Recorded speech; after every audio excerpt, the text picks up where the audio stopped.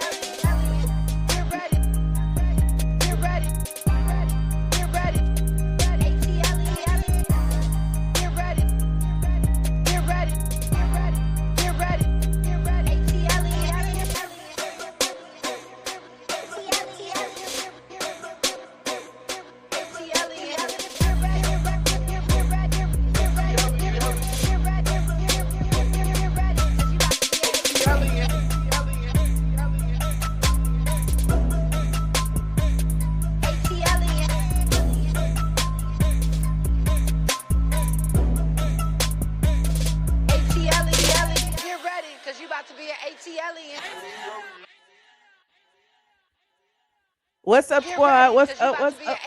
Oh no, we starting over again. No. I'm not trying to start over again. What's Casey Lee Parker said we is here for the mess, honey. We are here for the mess. We got a late night stream on a Saturday night. It is 11:11. I am right on time. Y'all take a moment to pause and thank the Lord for being here in 2026. Thank the Lord for everything. Look. We got our angel numbers in the building, honey. 11:11. Listen, if you are in Eastern Standard Time, y'all know what that means. I done lost the earring. Hey, y'all. What's up, squad? How y'all doing? You said I'm wearing my beret, honey, my raspberry beret. I wore a raspberry beret. Hey. I didn't feel like combing my hair today. I had a black one on earlier, and my squad told me I look like a Black Panther. Power to the people. So I was like, well, maybe I need to change colors. Okay, I need to give me a little brightness, and I won't look like the Black Panther. Okay, but y'all know I love me some reds and some burgundies and all of that. I am a Leo. I love all the oranges and the reds. Those are my favorite colors. Yes, the Parisian Michelle. Yes, Michelle. Okay, that is who I am today. Now listen, squad, listen. I can't see. Oh, let me see. Hold on. Let me make sure I got all my stuff connected. Y'all know how I am when I return from my trips. I spent some time with Mama Brown this past week. So I wasn't online, but y'all may have seen a bunch of my clips because I was like, I'm gonna spend this time editing, I'm gonna spend this time learning online. Y'all do know that Google, you ain't gotta take no classes. You don't have to like go to college. You don't have to do none of that stuff. You could go on the Google and YouTube University and you can learn so many things about technology and the things that are changing. Y'all know I have this AI fixation lately. And as soon as, listen, I'm gonna start making movies in a minute. Y'all gonna be real pissed off. They're gonna be like, Michelle making AI movies over there. And I'm gonna be like, yup, I sure am. AI Michelle is in the building. Okay. And the crazy thing is, the only reason I got this beret on now is because AI Michelle had went to Paris. Okay. AI Michelle had went to Paris, and AI Michelle had on a beret. And I was like, oh, that's cute. AI Michelle got me all in my feelings. Like, AI Michelle is not gonna outdress me, honey. AI Michelle is not gonna outdress the real Michelle. So I was like, I'm gonna get me a beret, honey. She is inspiring me to put on clothes and stuff. And then I had learned how to put outfits together on AI Michelle, honey. AI Michelle been monochromatic. And look, the real Michelle is monochromatic too, honey.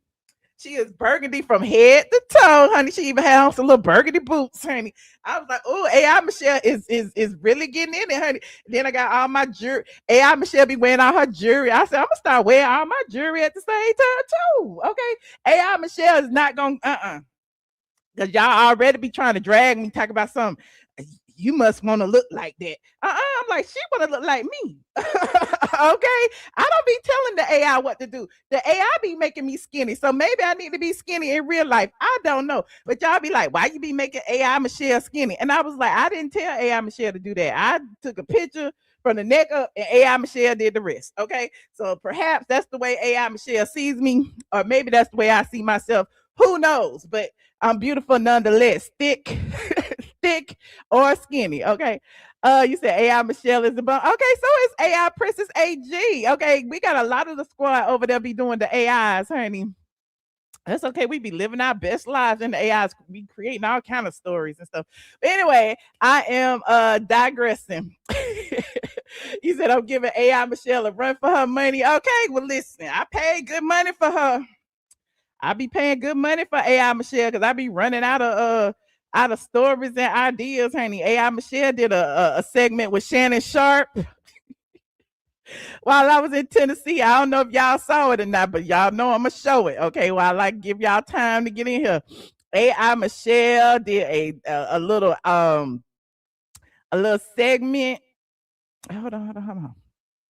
Make sure y'all hear me. Okay, y'all can hear me. Yeah, AI Michelle did a little segment with Shannon Sharp, and I had posted it over here on the YouTubes. And I know people be like, why is she doing all of this AI content? Because I can, okay, because it is content. Content is content, okay? Content creativity is creativity. It don't matter how you do it. See, that's why a lot of these YouTubers be getting mad at me, because they be like, oh, she is pushing the envelope. It show is. I see the future, and the future is AI. I see the future, just like I saw the future in blogging. I was one of the first. Okay, I see the future. So here go my look at my Shannon Sharp. Look. But see, AI Michelle didn't look like me here, but they did have me in some red glasses. So I was like, I'll allow it. Hold on, look at this. You know, people get famous and suddenly the rules feel optional. Do you think being celebrated insulated you from accountability? For a while, yeah. I mean, winning covers a lot. But when a woman speaks on her, you know, people get famous. So Michelle was over there questioning Shannon Sharp. I got some more too, honey. I had some more. It was a couple of them I did with Shannon Sharp. And the first one, Shannon Sharp was asking me about the blogging. And then the other ones, I was questioning him. Let me see what this one say. Let me see. Because some of them was looking like him and some of them wasn't. So I was like, I don't like that one. Hold on, let me do my airdrop. Oh, it won't let me airdrop. I must have turned off my Bluetooth. Hold on, let me turn it back on. There it go. There we go. Okay. Like this video as y'all get in here. Like this video. I'm gonna get to the T in a minute. Just calm down. I'm gonna get to the T. Hold on. We're gonna switch this out right here. And we're gonna put this one in right here. I may have already showed y'all this one. I don't know. I don't be knowing what I be doing. If y'all done seen it, so what? If y'all haven't, watch it again. Okay, there it is right there. And watch this. Look, you've been doing this a long time. What keeps you in it when everybody's got an opinion about you? Longevity is about consistency. I tell the truth, even when it's ugly. People call that controversial. I call it documentation. But the pushback gets loud. And the louder it gets, the more folks start. Look, see, the louder it gets, honey. See, I've been doing this a long time. He said AI shed a shirt with a sprinkle of Gucci Man with just a little sprinkle. Okay, we also be doing our word on the street, okay, our street interviews, okay. AI Michelle be all up and down these Atlanta streets asking questions, okay. And so here are some of the questions that AI Michelle had asked, okay. She asked about the Todd and Kandi divorce. Hold on, here go one right here. Cheaper to keep them? Absolutely. Kandi gonna run those numbers. All your houses, restaurants. Keeping Todd's a discount, baby. She might want it, but if it gets messy, she'll pay the fee and drop a hit about it. She can afford the exit. Girl, she keeping them budget friendly. Cheaper to keep them? Absolutely. Kandi gonna run those numbers. All your houses, restaurants. Keeping Todd's a discount, baby. She might want it, but if it gets messy, she'll pay the fee and drop a hit about it. She can afford the exit. Girl, Is it cheaper to keep him? That'll be a good question to ask tonight, because we're going to be looking at some of these divorce papers that Kandi and Todd have recently filed. Okay, y'all know I stay on the divorce documents, and shout out to the squad for keeping me in the loop, because I wasn't even paying attention. They just snuck in there and filed some more before Kandi seals the documents. Okay, but here go, wait, here go some more street interviews. Let's see this one. believe the rumors that things may have gotten physical. It sounds like them, but I wasn't there. Folks love to exaggerate, though. Do you think RHOA trips always end in chaos, or is this being blown out of proportion? Well, every time they pack a suitcase, it's Believe the rumors that things may have gotten physical. It sounds like them, but I wasn't there. folks love to exaggerate, though. Do you think RHOA Yes, AI Michelle be in these streets. Somebody said AI Michelle be active. Okay, AI Michelle is active. You know what I say? Work smarter, not harder. Okay, here go another one about what was this? Oh, when I had did the Simon Guobadia latest filing, I did I said something about answer YouTube questions regarding Simon Guobadia, and this is what it came up with. Kay says Simon needs to let it go. Porsha moved on. Why he's still appealing? Girl, because ain't nobody more persistent than a man that think he been finessed. He is holding on to that prenup like it's his last dollar. ATL News Junkie wrote that prenup must be iron. Kay says Simon needs to let it go. Porsha. So it stops at 10 seconds. You can make them longer, but sometimes it'll cut off the sentence or whatever. But like they said, that prenup must be ironclad, honey. It must be ironclad. Okay. And these last two, I'm gonna go to the CVS one in a second, but this last one, I was like, what RHO moment do fans pretend never happened? RHOA moment do fans pretend didn't The happen? whole Phaedra Dungeon mess. Season 9. Folks act like that didn't blow up the whole Nah, show. y'all forget Kenya got dragged at the y'all was reunion. right. Everybody act like that got erased. Stop. She was classy. That's all. It was RHOA moment do fans pretend The didn't whole happen? Phaedra Dungeon mess. Season 9. Folks act like that didn't blow up the whole Nah, show. y'all forget Kenya got dragged at the y'all was reunion. right. Everybody act like that got erased. Stop. She Okay, so there is that. Last but not least, it's been reported that Kenya Moore's hair care line has been pulled from CVS. And I had to go on the street. Well, AI Michelle did and ask the question. I feel about Kenya Moore hair care being discontinued from CVS. Wait, it's off the shelves for real? It's crazy. I use that edge control. Is this a going setback down. or a pivot for her? Pivot. CVS wasn't giving her space, and she can. I feel about Kenya Moore. So yeah, we're gonna dive into that tonight. That's one of our topics. Okay. I will put the link in the description box a little later for anyone who wants to join me with my invite link, so I can get me some credits, because it takes credits to create these things. Anyway, moving on. Like this video, please. Thank you. Like this video. You said you are the innovator. They are going to copy. It just in a little while, everybody gonna be doing their little AI videos, honey. I use everything. Sora, I use everything. Gemini, Meta. Okay, y'all know I got my Meta glasses. I use Meta. I use Grok. Okay, all of those are free. Okay, but some, you got to pay a little small fee. My squad know I give y'all detailed instructions on things to do over there on Patreon. So if you want to pay your $5, okay, get a little cheap masterclass, come over to my Patreon. Okay, patreon.com. I'm not like these other content creators that don't be giving you nothing, okay, or just only give you tea. I give you tea, knowledge, blog experience, honey. I be teaching the bloggers over there. So come on over, patreon.com. I am ATLien. Now, and I say all that to segue into this next topic. It's a sad one. I just wanted to give a little credit to one of my supporters who is no longer in the building. I know some of you may have noticed, some of you may have not, but Miss Dugan, Yolanda Dugan, passed away back in October. And while somebody may have mentioned it, because I vaguely remember somebody mentioning it. I never really put any credit into anybody telling me things like that because it's like y'all be saying people be expired and they don't even be gone. Like y'all, just because they not here no more, don't mean they DIED. Okay, so but unfortunately, I found out, and this is a crazy way I found out. I was, at the hospital with my mom, updating my Facebook, going through all my stuff that I hadn't been going through, and I saw that Miss Dugan had requested.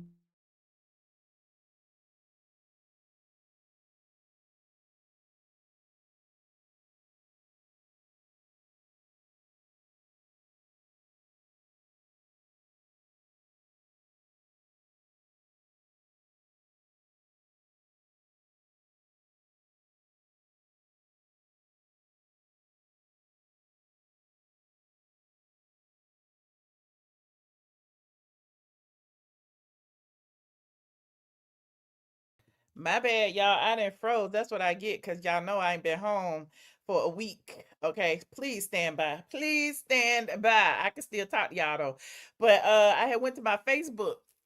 And I saw a bunch of tributes to Miss Dugan, and it really made me sad because I really noticed her absence. And I know a lot of people are like, "Oh, it's just one of many people who support you." But it's not like that. When I see the same people in the chat over and over and over again, I really do. We are a community over here, and we are a bunch of family members over here. And Miss Dugan was on Patreon. Miss Dugan was following me on every platform. Miss Dugan was, in the chat all the time. And so it really I don't know, it just made me feel a ways. And I wanted to honor her. So I had put a post up on Patreon. And I also put one up on members only if you are a member. I didn't want to like blow up a spot or whatever, but a couple of other squad members actually paid tribute to her as well. Again, some people may have found out in October when it happened. I didn't find out or didn't accept it, let's say that, until January. So RIP to Miss Dugan. Any friends and family of Miss Dugan who are in the chat, please, please, please send them love and light and let them know that we are definitely missing her presence in the chat, because Miss Dugan was a firecracker, honey. Miss Dugan used to call it out in this chat. Okay, so I definitely appreciate her, and I appreciate her friends and family members who loaned her to us in the short time that she was over here. Well, it wasn't even a short time. Miss Dugan was here for about 8 years. Okay, Miss Dugan was here for like 8 years. I'm gonna show you our tribute as soon as my computer comes up. It's almost up, child. It is almost up. Give me 1, 2, 3 minutes to get back in here. Hold on, we are almost there.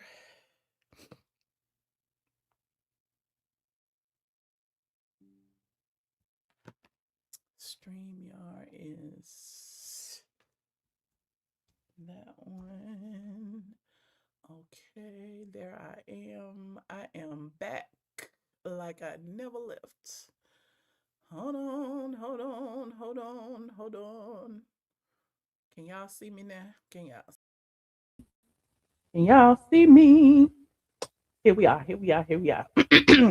Yeah, so I always say, we all have to be thankful because a lot of us didn't make it into 2026. And I don't mean to, say that callously. A lot of us did not make it into 2026. And those of us that did, we need to be thankful, grateful, and and appreciative of this life that we have, however good or bad it may be to you. Okay, there's somebody out there who's living a little worse. Who knows? So I just wanted to, take a moment and thank her. Here is our tribute that I did over here on our YouTube members only tab. If you are a member, you've already seen it. If you're not a member, this is your first time seeing it, and you should be a member, honey. Members only cost $4.99, and you green in the chat, and you get a little thing. But you ain't got to be a member if you don't want to, because I'm gonna show you anyway. Hold on. So here is my tribute. Like this video as y'all come in here. Like this video, please and thank you. That's Miss Dugan right there. Okay. And it's crazy because Miss Dugan used to ask me all the time to this is why I feel a ways. Okay, let me be completely honest. Miss Dugan used to reach out to me all the time because she lived in somewhere near South Haven and Memphis. She lived down there somewhere. And she used to always be like, "Oh, when you in Memphis, meet me out. If you in Memphis, come da, da, da. If you in Memphis." And I am really, really, really, really I'm just really hesitant about meeting a bunch of y'all out there because sometimes it'd be some crazy people out there. But she's very, very nice. She was very, very sweet, and I wanted her to be at the meet and greet, and she could not make it to the meet and greet. And I sent her some little tokens from our meet and greet. But this is Miss Dugan, okay? And here is our tribute. I was like, I was telling y'all I had accepted a friend request. And I was just basically saying to my squad, I want to apologize if I had missed any important messages or announcements lately because I've been navigating with my own personal challenges, including taking care of my mom, and have been moving a little bit slower than normal. Okay. Learning about Miss Dugan during this time just felt heavier. It landed in a different way for me. Okay. I wanted to say her name out loud and to honor her because she truly mattered to me and to this platform. Her support was a gift, and I am deeply grateful for her support and supporters like her. Okay. So, I don't want to spend too much time on it, but that's how I feel. Okay. I appreciate each and every one of y'all. Y'all just don't know. Y'all just don't know. Without y'all, there would be no me. Okay. Without y'all supporting me on Patreon, without y'all supporting me on members only, without y'all supporting me on all these different platforms, I would not be here. So y'all are important and a very important part of this platform. That's why I always tell y'all, this is y'all show. This is y'all show. So when y'all tell me what to talk about, I'm going to talk about it. Okay. So thank you. Anyway, moving on, like this video, please. And thank you. Like this video. And thank you, Miss Dugan. Now, some other topics that we have tonight. Okay. As y'all get in here, y'all saw the thumbnail that Chat GPT eloquently prepared for me. I be cracking up at these Chat GPT thumbnails, but I'm like, okay, I'm gonna roll with it. This is what y'all said. This is what you think would be a good idea. Okay, we gonna use it. Okay. I have the Porsha Williams. Okay, it's on the agenda. Cardi B is on the agenda. Tasha K, Jessie Woo is on the agenda. Jess Hilarious and Tasha K is on the agenda. TS Madison is on the agenda. Funky Dineva is on the agenda. Kenya Moore is on the agenda. And Kandi Burruss and Todd Tucker is the main thing that's on the agenda. Okay. So, I'm going to keep Kandi to the end because we got these damn court filings that's going to take a little longer than normal. But what I will start with is, who should I start? I'll never talk about. Well, I'll start with Porsha because it's gonna be quick and sweet, and I'm gonna save our lengthy Traitors reviews for Patreon. But if you are a Traitors fan, you will know that there are at least 3 episodes up of the popular reality show, and it is on Peacock. Okay. Porsha Williams, if you recall, took Nene Leakes' spot. Y'all remember Nene Leakes was gonna go? And she said she didn't want to mess up her wig, jumping in the water and doing all that stuff. Plus, she had, Brent was going through his health challenges and stuff, so she didn't go. And so Porsha was a second choice. Okay, Porsha was a second choice, and Porsha jumped at the opportunity because at the time she was going through her divorce, she wanted to get away, and she got away, for a couple of weeks or whatever. But y'all may know by now, she didn't last too long. She was one of the first people eliminated. Actually, she was the second person eliminated, if I remember correctly, because I stayed up late and watched all 3 shows. And so Porsha was on there misspeaking. Okay, she had several slips of the tongue that led people to believe that she was a traitor instead of a faithful. One of the things that Porsha said that had people looking at her side eye was, as she was sitting there, she was like, yeah, and I killed whatever the dude name was. She was like, I killed him. Okay. I sent him home. And then she actually made a comment. Yeah, spoiler alert. Spoiler alert. I already said spoiler alert, child. Everybody already talking about it on social media. Hell, Porsha even talking about it. I'm about to pull up an interview in just a second. She also said that that there were 4 traitors. Okay, she made a point of saying, "Oh, because there are 4 traitors," and people were looking at her, well, like, how do you know there are 4 traitors? Okay, they were looking at Porsha like, you must be a traitor if you know that they are 4. But Porsha had an explanation for all of the things that she said. Okay, she did an interview with several of Bravo's or NBC's go-to people. Y'all know Bravo love going to the Caucasian media, honey. They got the Caucasian media. And so she went to Access Hollywood, and she also went to some other place. Where else did she go? But this is the Access Hollywood interview. Let's go look at it really quickly. Y'all know the drill. Copyright disclaimer in Section 107 of the Copyright Act. Allowance is made for what? Fair use for purposes such as criticism, comment, news reporting, teaching, scholarship, and research. So Porsha was talking about, all the things that happened during Traitors. I'm gonna, go through a few of them, but if you want to watch the full interview, head on over to, who is this again? Access Hollywood. Okay, so listen. So I'm a little sad that you didn't make it very far. I know. Me too. We share the same sentiment. All y'all saying I spoiled it. I ain't spoiling it. Porsha's spoiling it. She already doing interviews. They could at least wait a week or two and let people catch up. All right. Well, I need to know though, watching it back, how are you feeling? Because the big thing is like they got you on your slip up of you saying I killed Ian, which obviously you did not kill him because you weren't a traitor. So with you watching that back, were you kind of shocked that you did say that? So Porsha's gonna explain exactly why she said I killed Ian.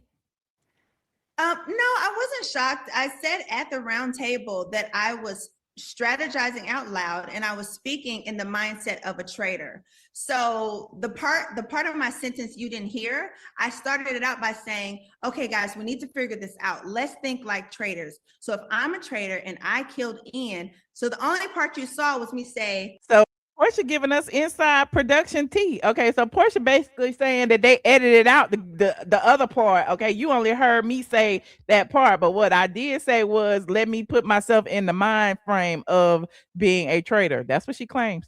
if I killed Ian or I killed Ian. So they knew what everyone in the room knew exactly what I was doing, because the end of that sentence was, because Ian won Big Brother, he's very strategic himself, he's very likable. So I kind of went into his attributes of why he would have been a threat. And it was interesting because, you know, the people who were eliminated were the people who had won the gaming shows, Big Brother, Survivor, and all of that. So I guess there was strategy behind that. So, but my thing is, they're going to keep all the dumb people to the end. Right. So basically, the comedian, he used that and twisted it and to be able to come up with these clues, you know, and these contexts and like these, you know, hard-hitting reasons, which didn't make it. Porsha said she feel a ways, honey, because that comedian, she didn't even say the man's name. What was his name? The black gentleman that's the comedian, I can't remember, who was friends with Donna Kelsey. Any sense. And it also was crazy to me that at the round table, Michael actually said, I killed Ian, and it was in context. He said, I killed. So she remember Ian name and she remember Michael name, but she Run. Thank you so much, Run. But she don't remember Run's name. Okay, Porsha, that's shade. Killed Ian. He wasn't strategizing. He wasn't thinking as a traitor. He said it flat out, and he didn't get voted out for it. So it definitely felt like a witch hunt. It definitely felt like they wanted to get rid of a big threat, a strong player. Y'all think Porsha was a strong player? Y'all think that was the strategy behind her being eliminated, is that she was a strong player? Because my thing is, if she was a strong player, she would have sat at that table and defended herself, but she did not defend herself. And they accomplished that. If you could do anything over, what would you do? Honestly, I love the way I was playing the game. I came in to play it aggressive. I came in to go hard for whichever side. If I was a traitor or being a faithful, but if I was a faithful, I was going to be the best faithful you had ever seen. I was going to fight. I did not. I feel the same way, Radiance. Porsha is full of SHIT, even though you didn't say the SH. She is like, but you know, she making the rounds and she making it seem like she was a strong player, and she's saving face. But I got some OT about why I feel like she eliminated herself in just a minute. I want to be like a little lamb and let them hunt us out. I honestly wanted us to be the first table to get a traitor out. And that is why I named who I felt was a traitor, to get them out in the first round table. We would have broken history if they would have listened to me, honestly. Child, not Porsha want to take credit, honey. Not Porsha gonna take credit, saying that if they would have listened to her, it would have been a historical moment. I don't know. No, because then what was I your basically had figured out the game and was punished for figuring it out too soon. right? Because then what was your reaction when they did call out Donna just one episode later, one day later? Okay, so I wasn't sure if y'all saw that because I fell asleep. So I Yeah, didn't- no, That Porsha don't even know what the people done seen. Okay, Porsha said I didn't fell asleep, child. I didn't even see that. no, we got the first 3 episodes. We got the first 3 episodes. So y'all already saw. We what saw that. happened. Yes. So she was the secret traitor, and then they got her out. Okay. Yeah. Thank you.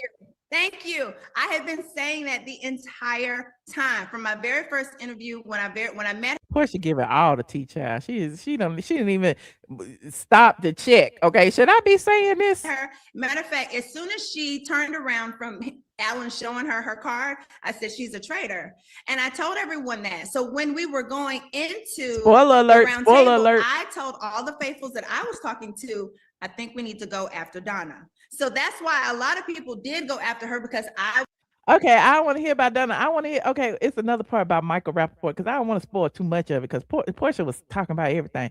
Okay, so the Lisa Rinna part. Let me see about the Candace and the Lisa Rinna. Hold on, we're gonna go here. Well, we got to talk about Candace because turns out she was a traitor. How shocked were you when you found out that not only Candace but also Lisa Rinna was a traitor?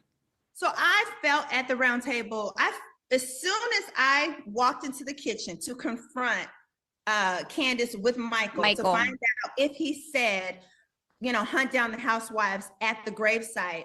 When she lied, I knew she was a traitor. Did he not say that though? I need to go back and watch. But I recall Michael saying when they was running with the casket to put it in a housewife grave. I recall him saying that. Now Porsha confronting Michael about it and then throwing Candace under the bus and bringing Michael to confront Candace, to me was the backstabbing moment, because of course Candace is not going to admit to telling her what she told her. But that, I don't know, y'all are the Traitors professionals. This is just my opinion. Okay, the views and opinions expressed by me are expressed by me. Now Michael Rappaport, to me, I don't like him. I never liked him ever since he called Kenya a gorilla back in the day. Okay. But I do feel like he is there for entertainment purposes. I mean, he is crazy. He is, confrontational. He has called out the other gentleman, Jam, and then Jam called him out. But I've also noticed that in calling out each other, neither one of them voted the other out. So clearly that's all just for show, performative for me. So it's interesting if you watch it. It's like it's some strategy going on. Like maybe they in on this together or something, because how you calling each other out saying that he's doing this and he's doing that, but then neither one of y'all in any round table has voted for the other. Okay, so clock that when you watch it. Okay, I'm just saying, I'm just out here watching. And Candace and Lisa Rinna, is interesting that Porsha feels like neither one of them, that they should have had her back, when clearly everybody is for themselves, aren't they? I don't know. The only reason that I did not bring up Candace's name and go at her as a traitor is because she's a fellow housewife. And through my experience of watching the different seasons, you stick together. And even if you have an inkling that she could be one, give her the benefit of the doubt. I wouldn't have voted for her. I would have done just. So she's saying what she would have done, but we don't know that to be a fact. Okay, she's saying that she would not have voted for Lisa, and she pissed off that Lisa voted for her, but we don't know that, Porsha. Hindsight is 2020, child. A regular vote of someone else or Miss Donna. I would not have said her until I knew for sure, because housewives have a sisterhood and we're supposed to stick together. So then what was your reaction when Lisa voted you out? Well, when Lisa voted me out, I was like, okay, so you're who everybody says you are. Because now she pissed off at Lisa Rinna. Honestly, the vote that Lisa made for me, it didn't have to happen at all. Again, as a fellow housewife, she could have stuck to the sisterhood. Number one, even if I was the secret traitor, she still didn't have to vote me out because I was no threat to her. It was all for her. So she just was hoping that everybody was protecting her. Okay. Let me see what else is in this. This interview was pretty good. Y'all should go watch it. It's called Porsha Williams slams Lisa Rinna, Michael Rappaport, following her Traitors exit. And then she says she has predictions. Porsha Williams predicting the 4 Traitors, and then it says who Porsha thinks will make it to the end. So y'all go watch that. I don't want to spoil too much more for y'all, but it was an interesting interview. Now, one thing that I have heard, hey, Don Juan DeMarco friend, thank you for the $9.99. One thing I have heard, and I let y'all make y'all own assumptions about who and where I had heard this from. Might have been somebody in production, but somebody told me that bowing out early are doing certain things to make them vote you off early is not an issue because you still get your full appearance fee. So whatever you negotiated to be on Traitors, you still get paid that regardless of how early you leave in the game. Now, the extra money that they be making in all the little games and things like that, then, you know, you get that towards the end. But at the end of the day, she still got paid. She still got her fee. She ain't got no problem. She had to hide out for a few months or whatever after the fact so that people wouldn't suspect that that she was eliminated. But yeah, honey, don't be saying who had told me. I don't know. That y'all don't know that to be a fact. Who had told me?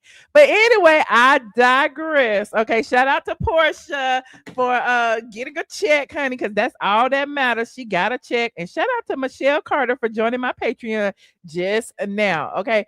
Radiant said yes, but Phaedra got propelled into higher level because of exposures on Traitors. I agree with that because, you know, Phaedra got her Emmy for her that season of Traitors and all of that. Now Porsha, because she left so early, even if this season was to win an Emmy, would she win an Emmy too? Because she left the first, second episode. I don't know how that works, but you're right. Phaedra did get propelled, and I believe that's one of the reasons that, you know, she was able to get back on Housewives because, you know, she got in everybody's good graces by going on Traitors. So we shall see what happens next, honey. But this season is pretty good, so y'all should definitely check it out. I am excited to see the remaining episodes. Now, everybody keep telling me that they give you 3 up front, and then now it's like 1 a week, and I'm like, I don't want to watch 1 a week. Now, y'all ain't gonna have me anxiously anticipating the episodes, but then again, I feel like I'm gonna have to watch them because if I don't watch them, y'all gonna spoil it on social media like y'all did this. Okay, each and everybody who gets eliminated go do damn interviews and go tell everything, and then we're gonna be like, oh damn, I haven't even watched it yet. So, you know, there is that. Okay, like this video as y'all get in here. What y'all talk about? You said that's all Porsha wanted was to get a check, honey. Well, you know, it's interesting too because Porsha was posting videos of herself in what was she, Cabo? And hold on, Porsha. And the people said that she was in Cabo, right? You know, she must have went to Cabo like right after that, so that you know, people wouldn't know where she was. Hold on, let me. Where am I? Hold on. I be trying to figure out what I gotta. Is this it? What account I gotta be in, child? Let me see if I can go to her account from this page. Okay, there she is right there. So she's showing y'all all these images of her and her girlfriend in Cabo, which I'm assuming was then because she ain't recorded that interview she just did wasn't in Cabo. When she had went to Cabo. Okay, let's go right there. She said Cabo, but only like this. Best way to bring in the new year, swaycation. Oh, okay, I guess she went to during the new year. I don't know when she went. But she back now, okay, because she doing interviews and stuff. Okay. Her and her girlfriend. Okay, I want to misgender nobody. Went to Cabo. Okay, they had them a wonderful time, and now she is posting about it. Okay. You said we get 2 episodes next week. Okay. All right. He said that's a lie. She went to cover. Why you in your feelings? Talk about that's a lie. I could be wrong, but I don't have to lie on nobody. Oh my God, y'all are so bitter and evil. It's a new year. Be nice to the people. Okay. He said no more dirty December in Nigeria. Simon said she lost her sponsor. Oh, Radiant. He did say that. He did say that. That's why everybody else there and she not. That's why Quad and Yandy and all them was there. Where they went? They went to Ghana. And child, I don't know what's going on, but she did that. Simon did retract his sponsorship, so I guess it's Cabo from now on, honey. He said, wasn't the RHOA cast trip in Scotland? It is. Okay. Not her and her boo-boo look stank. Y'all so evil. Stop that. Be nice. Okay. Lesbians falling in love with straight women. They will never learn. Okay. Well, Porsha might be a little less than straight. You know, she was tonguing down Kandi. Y'all don't remember that? She admitted that. So, and Simon said in his documents that, you know, she was with Ming Lee and Future. Y'all don't remember that? So I mean, I believe everything that Simon said. Everything he said she did, I believe it. Okay, I don't care what y'all say. But anyway, moving on. Like this video. Shout out to Porsha. Look, for the new year, I'm gonna need y'all to stop saying I hate Porsha. I do not hate Porsha. Y'all remember I was the only one windmilling for Porsha when she married Simon. Okay, I just don't like the outcome of their relationship and the things that happened because you know it kind of shed a light on what her what she was trying to do. Okay, moving on. Like this video. What is next on my agenda? I'm not gonna play no clips of this because it's so many of them. I'm just gonna tell y'all what my opinion is about it. A lot of y'all probably don't care, but I'm gonna talk about it anyway. It's Cardi B versus every damn body. Okay. I was one of the main people when Cardi B's album came out, and I said, I don't like Cardi B, but that album, I love it. Okay. I live for it. I played it. I played every single track. Okay. However, I really feel that Cardi B has a problem with dark-skinned black women. Period. That's it. Full stop. Okay. Whether I like Tasha K, whether I like Jessie Woo is irrelevant. Okay. But Cardi B feeling the ways about black women having an opinion about her, black women having an opinion about her relationships, black women having an opinion about her crash outs online, to me is problematic in itself because I just like I always call out Funky Dineva for never responding to men. Cardi B, we never see her going after these white media outlets that do the same thing. We never see her going after, say, a Tisa Tales, a light-skinned woman with bright eyes who do the same thing. It's always Tasha K. It's always a Jessie Woo. It's always that. And so I don't know. It's just giving real problematic to me. And I told y'all years ago, I did a post about Cardi B and how she did a magazine article on a white horse surrounded by little dark-skinned black girls. And I felt the ways about it because it almost gave me that, you know, this is who we want our little black girls to look up to. And I'm like, she ain't even black. She ain't even black. I don't care what y'all say. Y'all go down her history. Y'all can say she Dominican, she this, she that, she that. Most Dominicans will tell you, me Dominican, me no black, me Dominican. So a lot of things that she says and does, it just gives me that she does not like black women. Now, she might like black dick. Okay, she might like black men. Okay, it's a lot of racist white women that like black men too. Okay, that don't mean that they like black people and black women. Okay, black children, none of that. So I mean, I don't know. It's very problematic. If you've been online any these past couple of weeks, you would have seen her go after Tasha K yet again because Tasha K was reporting on her latest baby daddy, Stefan Diggs, and how he had another baby after hers allegedly, and he's, you know, been sued by a chef for assault and all of this, and Cardi B allegedly reached out. It's just a whole mess. And so not only is Tasha K reporting on that, TMZ has reported on it, NBC, ABC, CVS, whoever, media takeout, everybody is reporting on it. But she crashes out and goes online and gets mad at Tasha K for reporting on it as if Tasha K reporting on Stephon Diggs is her reporting on Cardi B, and it's not. You are not synonymous with your baby daddy. Okay, so that was the problem I had on that. And then with the Jessie Woo thing, I saw the clip of Jessie Woo was reading a super chat, and I think she said she agreed with it. Somebody sent a super chat and said that Cardi B had a revenge baby, and Jessie Woo read it and said, yeah, you right, or something.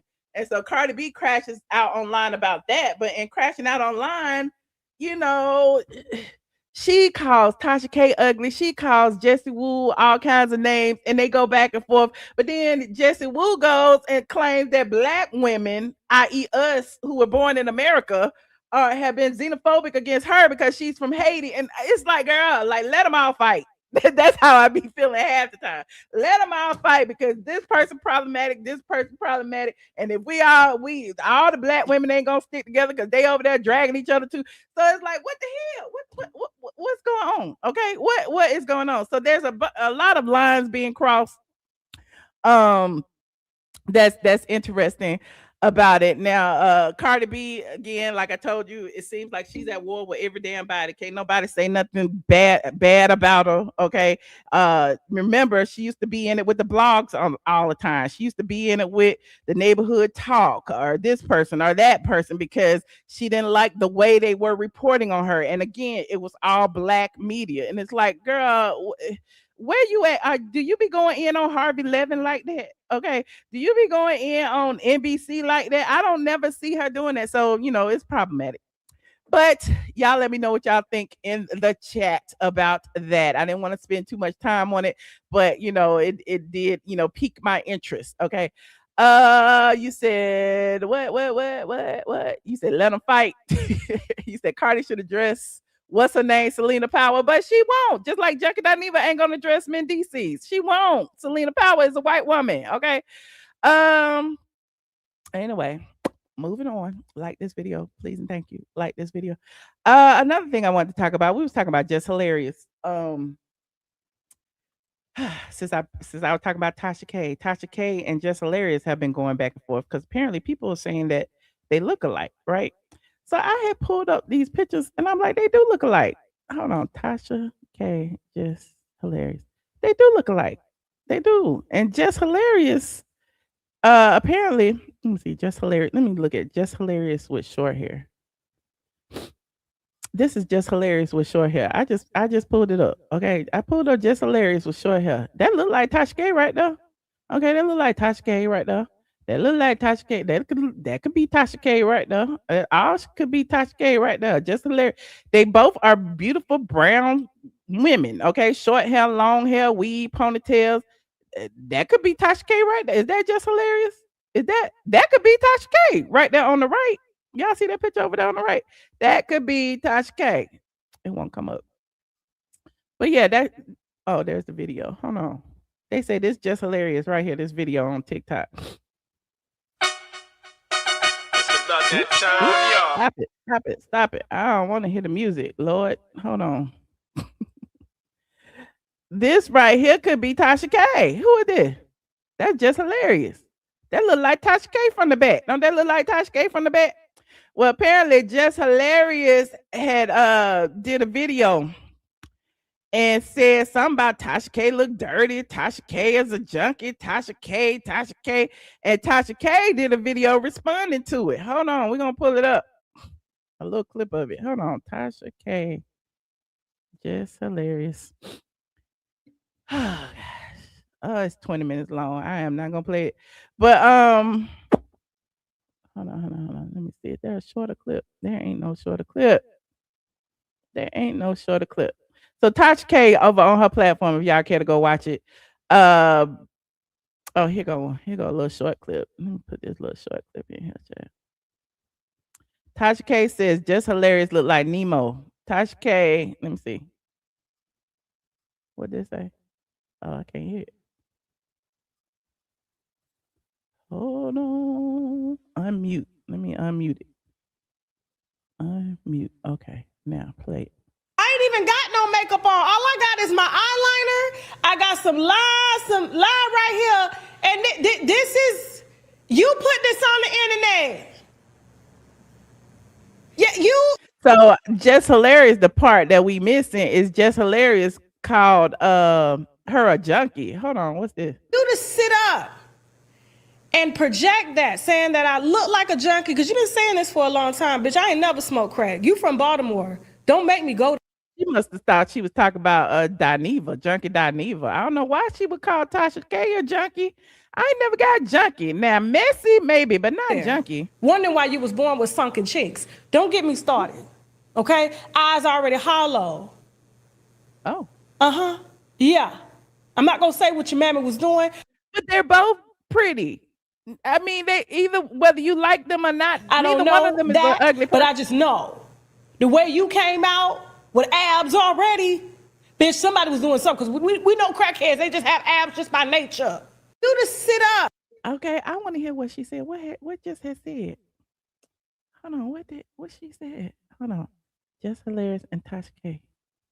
Hold on. Let me go to Tasha video, see if I can get what Jess has said. What Since part I was called out.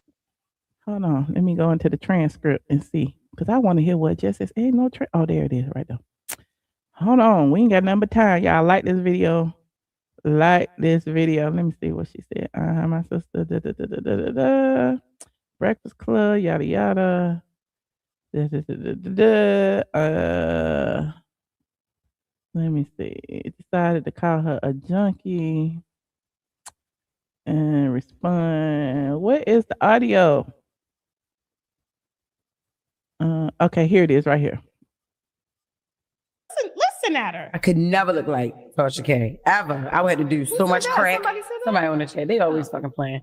Oh. But yeah, I could. Huh? Yeah, we can. Yeah. I don't give 3.5 fucks what I do. I would never look like a fucking crackhead. I would never look like a little junkie. She always sweaty. Tasha always like she fucking dirty. Let's play it one more time. It's my sister, y'all. It's my sister. Oh my God. I could never look like Tasha K. Ever. I would have to do so much crack. Somebody on the chat. They always fucking playing. Oh. But yeah, I could. Huh? She said she could never look like Tasha K, and she looked like Tasha K. They look like each other. I mean, neither one of them is ugly. So I'm trying to. And then, like I said, when I saw this video right here, I thought it was Tasha K. I thought this was hold on. I thought this was Tasha K. I thought that was Tasha K. She just got her hair cut. I thought, don't that look like Tasha K? I thought that was Tasha K. But she said she don't look like Tasha K. Anyway, moving on. Somebody asked if Black people can be colorists. Yes, they can. Okay. We have colorist Claudia, who feels like her light skin is a privilege. And then we have some Black women like Jess Hilarious, who feels like they look better than other Black women who are of a darker hue, or who they think that they are a darker hue of. You know what I'm saying? So really, the system has played a number on us Black people, because we look down on each other the same way people of privilege, lighter skinned women, Caucasian, biracial, we look down on each other the same way. So I don't know. Y'all need to chill out. Okay. Colorism is a cancer, honey, when they both are beautiful women, and brown skin is a blessing. Okay. I would not exchange it for nothing in the world, honey. You got colorist Claudia over there begging to be Black. Okay. You said Claudia is not Black. Her mother is a white woman. You right. That's what I'm saying. I said biracial. I switched it up. I didn't say light skin. I said biracial, because there is a difference, because Black people come in various colors, shades, all of that. But when you are biracial, you are biracial. That's different. Black people can be prejudiced. You right. We can be prejudiced. We can be biased. We can be all kind of things. Okay. We're problematic. I'm just saying, we ain't perfect. Hell, I ain't perfect. But at the same time, let's call it spade a spade. Them two women look alike. They're beautiful. They're both pretty. They both have pretty brown skin, and the natural hair, short hair, whatever. They look good. Okay. So Jess Hilarious saying that Tasha K look like a crackhead. You look like a crackhead too. Okay. I'm just saying, if we had Junkie Dineva sitting right there, then I'd be like, oh, okay, she got a point. Okay. She don't look like Junkie Dineva. He look like a crackhead. She don't. But anyway, I'm digressing. Moving on. Like this video. Now, speaking of Jess Hilarious, listen. I support Jess Hilarious. I support Tasha K. What Jess Hilarious said was problematic. However, there's some things she has said that I agree with. Okay. One of the things that Jess Hilarious said that I agree with was about TS Hands. Okay. So Jess Hilarious recently on her platform had did Just with the Mess. Okay, hold on. Jess Hilarious. What's her name, child? Jess Hilarious Instagram. Had did Just with the Mess. And Just with the Mess, she called out TS Hands as one of the topics. Let's listen to it. Hold on. Is it long? Hold on. And she's funny. Hold on. This is her Just with the Mess. And y'all know the drill. Copyright disclaimer, section 107 of the Copyright Act. Allowance is made for what? Fair use. Fair use. Fair use. And there go Jess with her short hair. Okay. Looking like another rendition of Tasha K. Okay. But here is what she said. It's Jess with the Mess, and my news is real. Blueface says his girlfriend heavily resembles King Harris. Yeah, that's disrespectful. Totally disrespectful. But if he thinks she looks like King Harris, wait till he sees Fantastic Four. She strikingly resembles the Human Torch. Comedian Sebastian Maniscalco sits down with Rick Glass. Why is there a black? I don't know. I don't want to see the whole thing. Hold on. I think it's a shorter version. Oh, because hold on. Let me see. I guess I'll watch it since we watching it, yeah. Next to me on the shelf here. This nigga said black with a hard R. How do you do that? Black with a hard R, honey. This one is very touchy. Benzino and ex-girlfriend Althea trade insults over the holiday. So Althea alludes to Benzino sleeping with Bobby Valentino. Sorry, Bobby. He's one of my really good friends. Benzino then reveals that Althea has been just released from a mental facility and she's been keeping their son away from school. I just want to say, I believe everybody here. And now, I remember that time moment. You don't look... I believe everybody too. Benzino is problematic. Althea is problematic. And then they got the child that they got a co-parent. And I don't know what's going to happen. But yeah. Like the sisters. They look alike. Are you sure you have the same parents? I mean, you're all cute in different ways. You look more like Kim. Yes. Yeah. What does that mean? Now she playing, what is this? The View, child. I don't want to get triggered. Hold on. Let me let this play. Keep going. Okay. She basically called Chloe the ugly sister, while she resembles the ugly sister from Hocus Pocus. Oh shit. Sorry, Joy. Hopefully I can still get up to the View to promote my book later. God damn it. To Brad and Miss Judy, showing that love is in the air.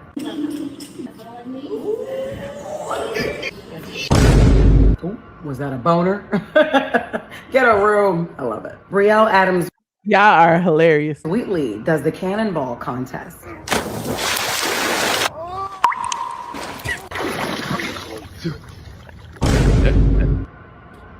Why? People are up in arms after TS Madison seemingly gives a slight eulogy. So this is from a tribute to the late Nikki.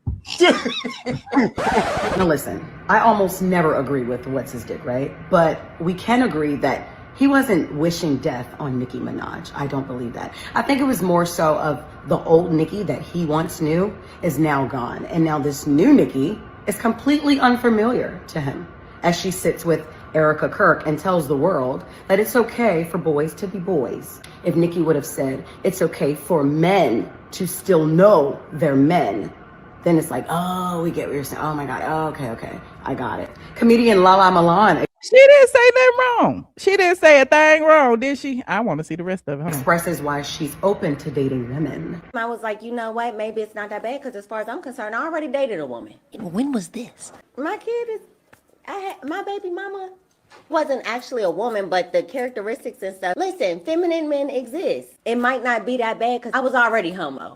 He was too. Ooh, I missed that part. But anyway, this not even about that. This is about T.S. Manhands. So T.S. Manhands responded to Jess Hilarious as we knew he would. And let me see if it's still over here. Let me see. Hold on.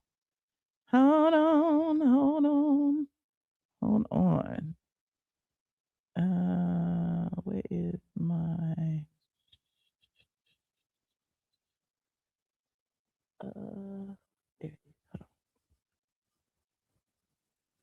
You said just doesn't look like TK. They are both dark skinned, and that's it. I think that, I mean, they don't look like twins, but I mean, they don't look too different either. Let's just start there. Okay.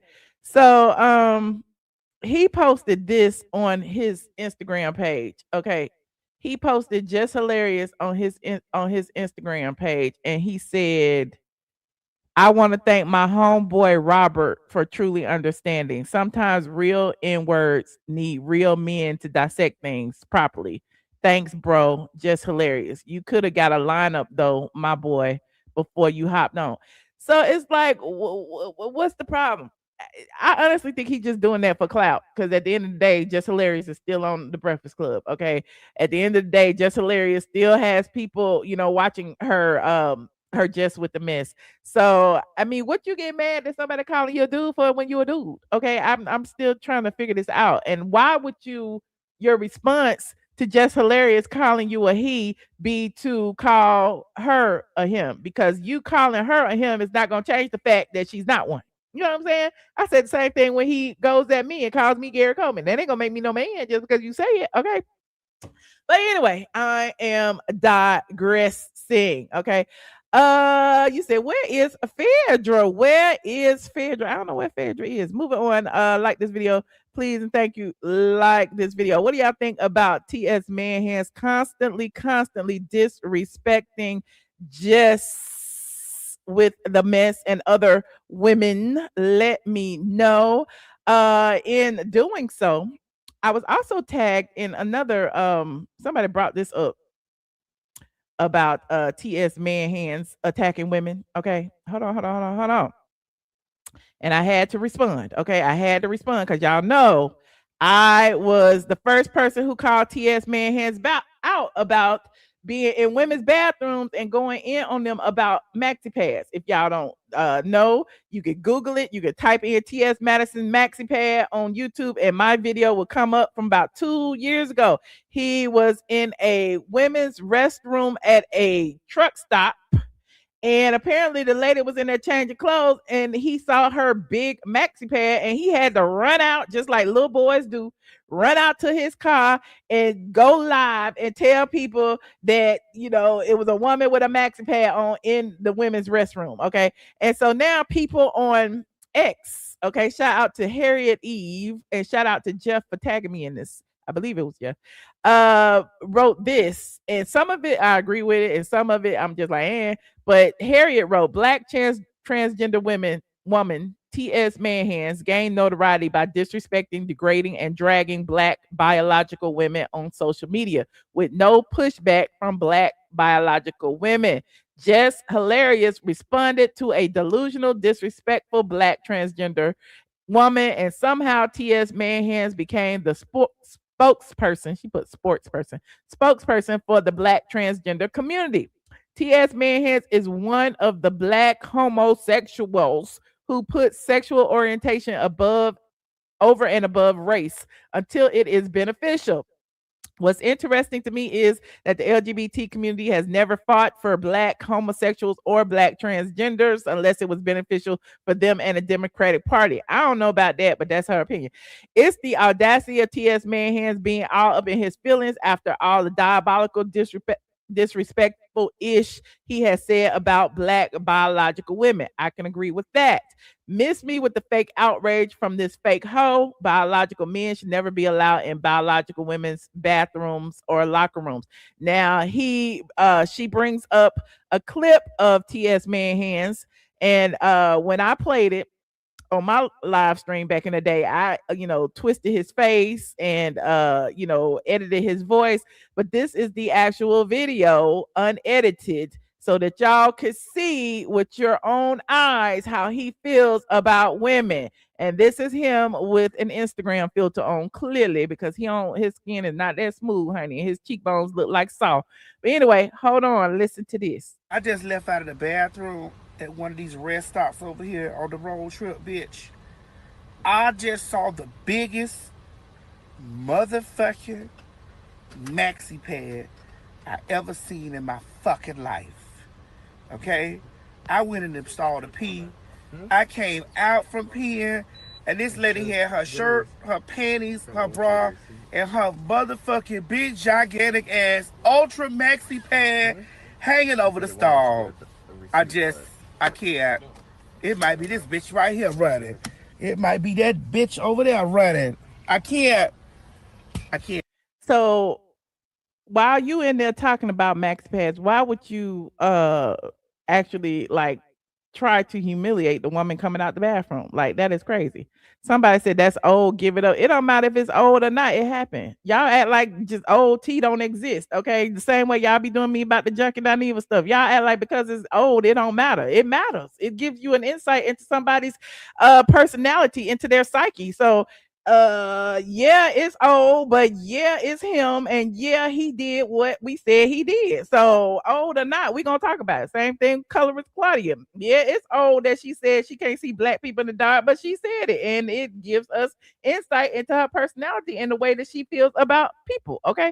Anywho, you said, I wonder if that lady had just given birth. Who knows? It doesn't matter. But the gag is he never said it was a bloody bag. Okay, he didn't say, because if he had seen any ounce of blood, he would have said that. In fact, he said a big old maxi pad. Okay, whether it was clean, dirty, whatever, it was a big maxi pad, and it got him shook. Being shook in a woman's bathroom by seeing a big maxi pad means that your big burly ass don't need to be in the women's bathroom. Period. Stay out of it. You got a dick anyway. You don't need to be in there. Go in the urinals with the rest of the men. Okay, stand up with your dress. Don't nobody care. Ain't no man gonna bother you, and if they do, then I'm sure you'll be happy about it. Okay. Anyway, moving on. Like this video. Like this video, please, and thank you. Like this video. It's a mess. It's a whole mess. I have been seeing so many videos. It was one the other day of a transgender person in a Planet Fitness bathroom jacking his penis. Okay. And you can see it in the shadow on the floor. And the girl walking out of the dressing room and looked down and saw it. And while he was in the stall doing it, she actually recorded him doing it for several minutes, and then goes on to get the staff to be like, oh, there's a man in the woman's restroom masturbating in the stall. Okay. And the people came and got him out the stall and stuff. And he was like, well, I was in the stall. I'm transgender. I was in the stall. Well, why are you in the stall touching yourself and masturbating? Like, that is okay just because you put on a wig and you say you're a woman. Why are you in the stall in the women's restroom masturbating? I'm just trying to figure this out. And I would show it to you, but I'm sure I would get demonetized. But I'm sure the description is enough. Okay. Y'all can go to TikTok or Instagram and I'm sure you will find it. But it just happened about a week or so ago. Okay. At Planet Fitness. I believe it was in California. When the man was like, I was in the bathroom. I was in the restroom. And then the girl's boyfriend even came in there and was like, would you do this in the restroom at Taco Bell? Like, why are you in the restroom even doing that, period? Okay. But yeah, so there is an issue with men with penises in women's restrooms, and it is what it is. I don't have no problems with transgender people. I don't care. You can wear what you want to wear. You can do what you want to do. You can live your life the way you want to live your life. But when it be this sexual deviancy and all the stuff that be going on, and wanting to fight women because they in the bathroom and like, child, what is happening? Okay. But anyway, moving on. Like this video. Y'all know who TS Hands is, and it is what it is. Okay. You said the description is enough. Okay, it really was. You said that you said stay. Okay. Well, I mean,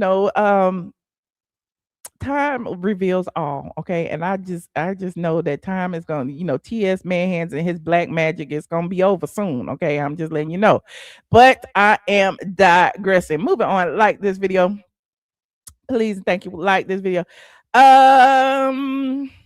Junkie Dineva. Okay, I got about 2 more. Well, I've been on an hour, still ain't got the candy. Junkie Dineva, honey. Y'all remember just the other day, about a week or 2 or 3, probably been about 2-3 weeks ago, Mendeecees went on Streets 94.9 and said that he don't know why Junkie Dineva said what he said. Y'all remember that? He went on the interview with Young Jock and Miss Shanika and Shorty and said, I hope to see Junkie Dineva out in these streets, honey. I need to ask him. I am going to personally ask him what is going on. Now, hold on. Let me pull it up. And now people was like, well, where Junkie Dineva? What happened to Junkie Dineva? Why Junkie Dineva ain't said nothing? Junkie Dineva is gonna come back and he is gonna drag everybody. The junkie is gonna tell us what had happened. Okay, the junkie is gonna tell us. Hold on. And so what had happened was the junkie ain't told nobody. The people been waiting. The people say that they was waiting on Junkie Dineva. The people say Junkie Dineva left town, child. The people say that Junkie Dineva ain't been in none of the spots that he used to be in. The people say that that Mendeecees been looking for him, okay? And the people say that the junkie cannot be found. Meanwhile, online, the junkie, I guess, returned online and still didn't say nothing. And the people been saying, they was all up under my post. Oh, I can't believe that. The junkie gonna read Mendeecees. The junkie is gonna read him. This is what, let me refresh your memory. This is what Mendeecees has said. Y'all know the drill. Copyright disclaimer on Section 107 of the Copyright Act. Allowance is made for what? Fair use. Okay, so Mendeecees has said this. Hold on. What about is that the part about the junkie part? Let me see. I want to know. Do you know who knocked out Tamar teeth? Because what is happening? No, I have no idea. Wow. Okay, and then Funky Dineva came and alleged that you guys had this secret affair and that you were pulling. I have no idea. You don't know what that is at all. Part of the problem with this. Yeah, listen. He said he don't know nothing about it, and this is what Junkie has said right here. Hold on, let's see. Whole thing was, Tamar, is that I was never comfortable with the relationship that you and Mendeecees had in front of me. Do y'all want to know why I did not get out the car and go upstairs with Tamar when we got back to her house? Now, y'all remember he said this. Now, where the junkie bunch at who was taking up for him because, you know, he was saying Tamar was a home wrecker. Tamar didn't do it. Tamar went upstairs with about 4 men. Tamar and Mendeecees, they was all over each other. She was with that lady husband. Tamar asked me for Dr. Heavenly number. Y'all don't remember all those things. And then he come back and tell you a different story. And you be like, oh, okay, he said something different this time. But listen, here's what he finished. Because after her and Mendeecees got through kissing in the back of that goddamn car, I figured they wanted to be up there privately. When I see him, I ask him about that because I don't know what he's talking about. Okay. So I'm gonna make sure I get the action. Wait. What about you? He said, I'm gonna make sure I get to ask him. We want to hear the answer. Mendeecees junkie. We want to hear the answer. Y'all got us invested in this Tamar drama, okay? The Tamar that knocked the teeth out. Who knocked the teeth out? The junkie was there the night she knocked the teeth out. Tamar had took him to Ruth Chris, brought him dinner.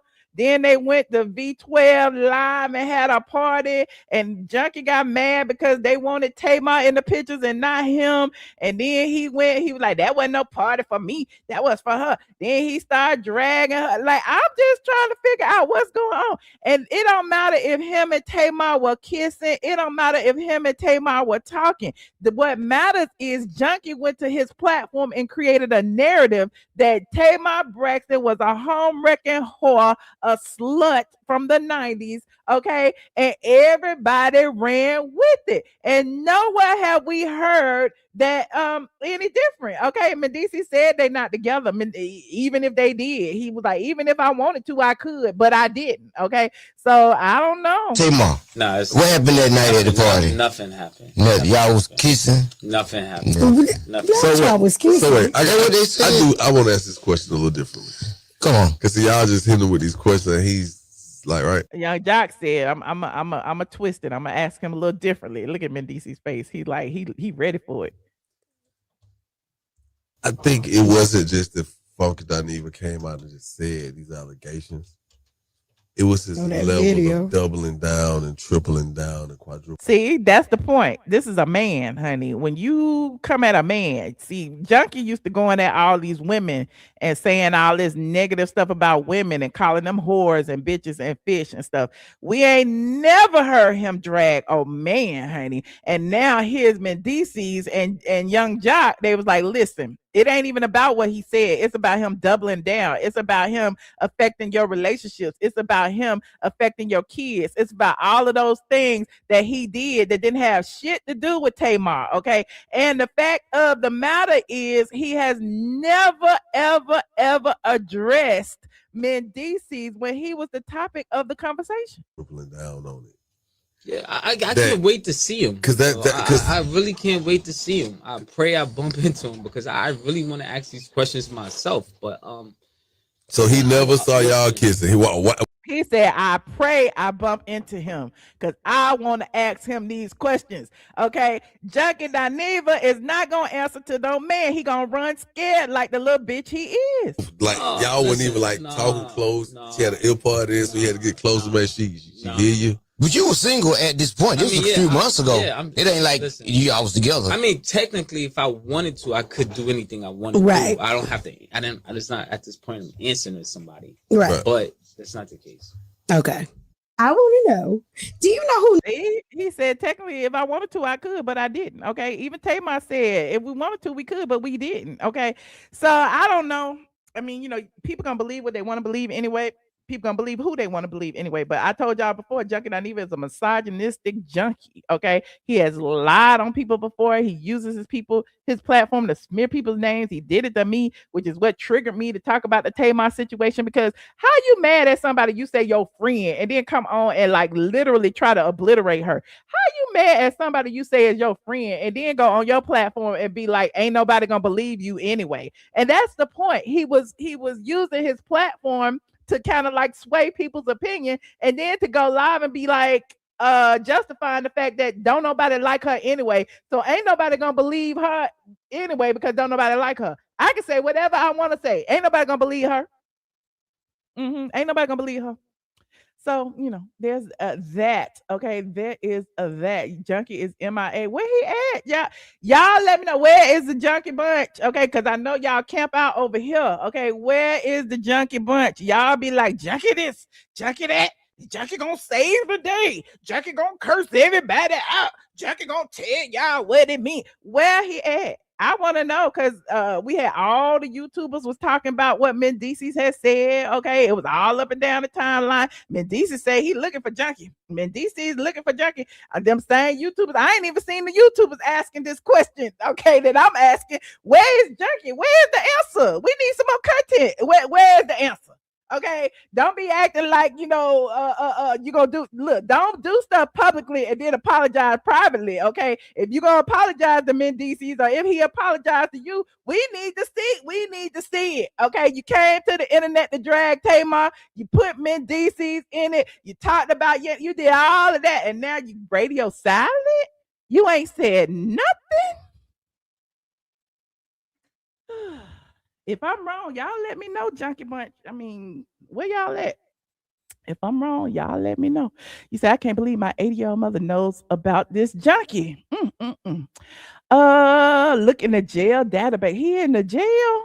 He in Brazil getting that discount chemo. Oh, Lord, not the discount chemo. He don't need to do that. He need to get the good chemo. Appearances on reality TV does not erase the past of folk, particularly those who have served time. Not all were falsely convicted. I don't even know what you're talking about. Junkie don't want to get bitch slapped.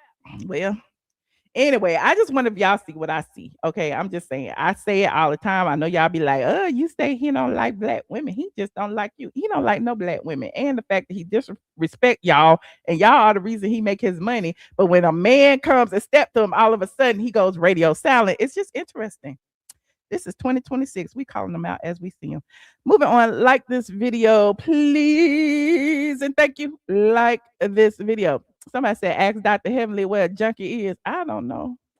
Y'all gonna learn about hanging out with them men who want to be women, honey. Yeah, they be wearing the wigs, child. He be wearing the wigs, child. Anyway, moving on. Y'all remember when he stopped wearing wigs when I called him out and I told y'all that he was only wearing wigs to portray the worst stereotypes of black women, then he stopped wearing wigs. That's why he hate me. If I was him, I hate me too. Anyway, moving on. Let me see. Now, who is next? Oh, let me say this, talk about this really quickly before I get into the Kandi stuff. I know y'all been waiting patiently for Kandi.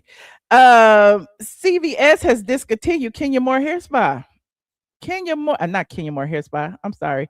Kenya Moore Hair Care has been discontinued from CVS, according to Reddit. Hold on, Kenya Moore Hair Care. According to Reddit, CVS has officially stopped selling Kenya Moore Hair Care. And I know y'all be like, Michelle, you're such a hater of Kenya Moore. You don't like Kenya Moore. You don't. It ain't. Listen, I'll just be delivering the news. I could care less one way or the next. Okay. I didn't even write this. Okay. I am just a blogger. Okay. It says CVS officially stopped selling Kenya Moore Hair Care. Okay. Sorry, we didn't find anything. If you go to CVS.com and type it in, it ain't there no more. It says search Kenya Moore Hair Care at CVS and you won't find anything. Ken's jealousy is what caused this. I only report the news. Okay. And so the people are what they say, wow, that's crazy. Shut up. That is so stupid. And then the people twirling. Got fired from the show because you couldn't control your emotions versus a newbie. Got sued from your spa landlord for unpaid rent. Now CVS stopped selling your hair products. What a sad fall off. What is going on with Kenya Moore, y'all? What is going on? Meanwhile, you know, she still hasn't paid rent since December of 2024, as far as I know. And her court hearing for her eviction is still on, and it will commence on January 20th. So it is coming up. Now, Kenya spent a lot of time in Dubai over the holidays. She spent a lot of time in Dubai, and then she came back. She came back wearing a red wig. Hold on. Let me go here. She came back wearing a red wig. Hold on. Like this video, please. And thank you. You said it went from clearance to non-existent. Oh, Lord, not non-existent. So here is Kenya Moore at the Kenya Moore Hair Spa wearing her red wig. Shout out to redhead Kenya Moore. Okay, at least she go there. At least she go to the hair spa to get her hair done. I guess that's the hair spa. At least she go in there. I don't know if anybody else go in there, but can you do? Let me see what this say. I don't want no music on here though. Let me see. Come on. Yeah, I want to. I knew it was some music. Okay. Look at Kenya getting her wig fixed, getting the red wig on. Look at that. Y'all say Kenya don't wear wigs. That's a wig. That's a whole lace front. Because you know Kenya did not dye her hair. That is a whole lace front. Kenya said, I'm going to do this. I am going to do this photo shoot with this red on, honey. There it is. And so the final product was this pic right here. And let's see. Here she is right here. She said, welcome 2026, my red hot era. Can y'all see that? Y'all can't even see it. She said, welcome 2026, my red hot era, with her red wig on and her red dress in front of her red paper. Okay. And so, you know, congratulations to Kenya Moore for making it to 2026. Like I told y'all when we first started, everybody didn't make it. And, you know, she's here. You know, there's always a chance for a new beginning. Who knows what may happen on the 20th when she goes in for her eviction hearing. Who knows? Kenya may have, you know, juggled up some more money while she was in Dubai. Okay, look, she might have got her breast done and everything else. She done got something done while she was over there, because she been promoting all kind of cosmetic procedures and stuff. I don't know what's going on with Kenya, but there she is. Okay, she spent a lot of time in Dubai and now she back. And now she is back. I'm looking at all her stuff. Let me see what this is. This Kenya. Okay, that's Kenya again. Okay. Okay, shout out to Kenya. Okay, shout out to Kenya. Moving on, like this video, please, and thank you. Oh, did I play it again? Let me see. I'm gonna play my my street interview one more time for y'all, so y'all can get into my street interview where I asked about Kenya Moore Hair Spa. Like this video, please. Thank you. Like this video. You said I wanted red or ginger back, but baby, we in the black, blue, and navy hair. Yeah, I'm black right now, but I ain't gonna lie, I kind of miss my blonde hair. Okay, I was really into the blondes. Okay. But here is my street interview where I purported to ask about Kenya Moore Hair Spa being pulled. Hold I on. feel about Kenya Moore hair care being discontinued from CVS. Wait, it's off the shelves for real? Mm-hmm. It's crazy. I use that edge control. Is this a step back or a pivot for her? Pivot. CVS wasn't giving her space, and she can. I feel about Kenya Moore hair care. So, allegedly she's gone from Sally's too. Okay, let me go to Sally's. Sally's Beauty Supply. Let me go to Kenya Moore hair care. Kenya. Let me see. Kenya Moore. Okay, it's on sale. It's on sale. It's child. It ain't gonna be at Sally's in a minute. Here it is at Sally's. It is 50% off or more. I think that might be more than 50%. That's like 75. It's say 40%. 6 plus 6 is 12, 13. I guess it's 40% off. Okay.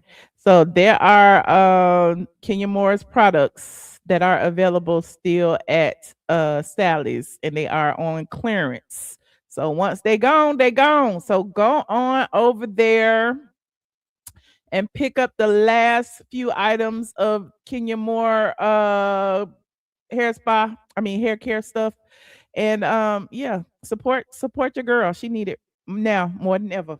Yes, free promo. Support your girl. Support Kenya Moore. Team 12, where y'all at? Y'all should have been supporting her. Okay. Moving on, like this video, please, and thank you. Like this video. Next up, we have Kandi Burruss and Todd Tucker's divorce drama. Now, there has been some new filings since we last discussed it. You may recall, let me give you a recap really quickly. Hold on. You may recall that Kandi filed for divorce and she was hoping that the prenup would be enforced. Todd responded and said that he signed under duress and that he hoped that, the prenup would not be enforced. Kandi went back and filed an amended complaint, basically saying that, she hopes the judge honors everything and she wants Bravo to show unaired footage of what happened. Okay. On her wedding special. Okay. Because Todd referenced the wedding special in his with Randy Kessler. Meanwhile, Kandi has filed even more documents, and I have to be very transparent with you and let you know that I didn't even read them before I came here today because my squad just told me about them. She wasn't originally on the agenda. So we are going to review court documents. Yay! At midnight. At 12:30, we are going to review court documents. Let me see which one was filed first. This is Todd's answer. This is Todd's response. Both of these were filed on 1/5/26. And this is Kandi's petition for motion. Okay. So Todd filed these two first. Child, this a lot, child. It's not that many pages. It's 8 pages. Let me see what he asking for, child. We gonna look at it. Like this video as y'all come in here. Like this video. This is all about Kandi and Todd. And we love us some divorce documents. Let me see which one is first. Was this one? That's the answer and counterclaim to petitioner's amended petition. Okay, let's go with this one first. And then I'm going to put up that like that and that like. Let me put me over here like this. Okay. Yes, like this video. It's 2,000 of y'all in here on a Saturday night with me reading divorce documents. Y'all ain't got nothing else to do. Shout out to y'all. I appreciate it. So we are in, that's the child support. Where is the one okay, that's the one. Okay. This is the answer. This is Todd's answer and counterclaim to petitioner's amended petition. So our last live stream, if you recall, I read Kandi's amended petition. If you want to follow up, go over to the Kandi Burruss playlist and you can go and catch up there, or you can stay here and I'm just gonna continue because I'm not gonna recap all these damn court documents. Okay. But here is Todd's answer to Kandi's amended petition. Now, as you recall, the first petition was pretty much cut and dry, saying she had a prenup. Todd responded to that and said that the prenup is questionable and he signed under duress. Kandi's response and amended petition basically said he didn't sign under duress, and she wants a judge to review it. And this is Todd's answer to that and his amended petition. So they've been going back and forth and back and forth and back and forth. Meanwhile, they've been like spending holidays with the kids. They were spending Christmas with the kids. Okay. Todd took the kids up to New York or whatever. And again, this was filed January 5th, 2026. I know a lot of people over the Christmas holidays was like, oh, Todd is in the picture. Kandi is in the picture. They must be back together. It must be cheaper to keep them. But it doesn't matter. Even Kandi said in her Amazon Live, she wants to portray a friendly front. Okay. She wants to be friendly with an ex, even though it may be difficult because they have filed for divorce. Okay. Meanwhile, and remember, Kandi filed a motion to seal the documents. Okay. She don't want people like me in these documents to see what's really going on. She also went to her platform to say she is going through it, and she asked for privacy during this time. In addition, for Kandi doing all of that, each and every interview, each and every live stream, each and every post that Kandi does has included Todd or some reference to the divorce. So I'm like, well, too, maybe she don't want no privacy during this time, because if she wanted privacy during this time, she wouldn't keep baiting us with all this different information. Okay. So because the judge has not sealed the documents, see, if it's sealed, I'm going to respect it. But because he has not sealed the documents, we still read them. Okay. So this is Todd's answer and counterclaim. Okay. So answer and counterclaim to Kandi's amended petition. So comes down T. Jermaine Tucker by and through his counsel, Randy Kessler, and Aisha Howard James of Kessler and Salamani. I laugh at myself. In direct response to Kandi's amended petition for divorce, which was filed in answer to his answer and counterclaim to petitioner's amended petition for divorce, making it clear that he seeks an immediate award of temporary custody, especially given that petitioner is working out of state and husband is in effect the primary caregiver and custodial parent. So all this time during Christmas holidays that Todd and Kandi were taking pictures and stuff, they still arguing over custody. Todd said he wants immediate custody. Okay, he wants like legal custody, and he probably wants child support too. He's still taking pictures. He still say he daddy daycare. Meanwhile, we're gonna look and see what Kandi's response to that is. So Todd continues. Husband admits the allegations in Kandi's amended petition for divorce to the extent that Kandi Burruss Tucker, the petitioner, filed her petition for divorce before Fulton County Superior Court on November 21st, 2025.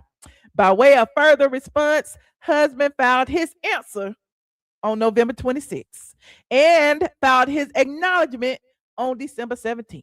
Husband admits in part the allegations contained in paragraph 2. Blah, blah, blah, blah, blah, blah, blah, blah, blah. I'm trying to see if there's anything new in here because we read these petitions.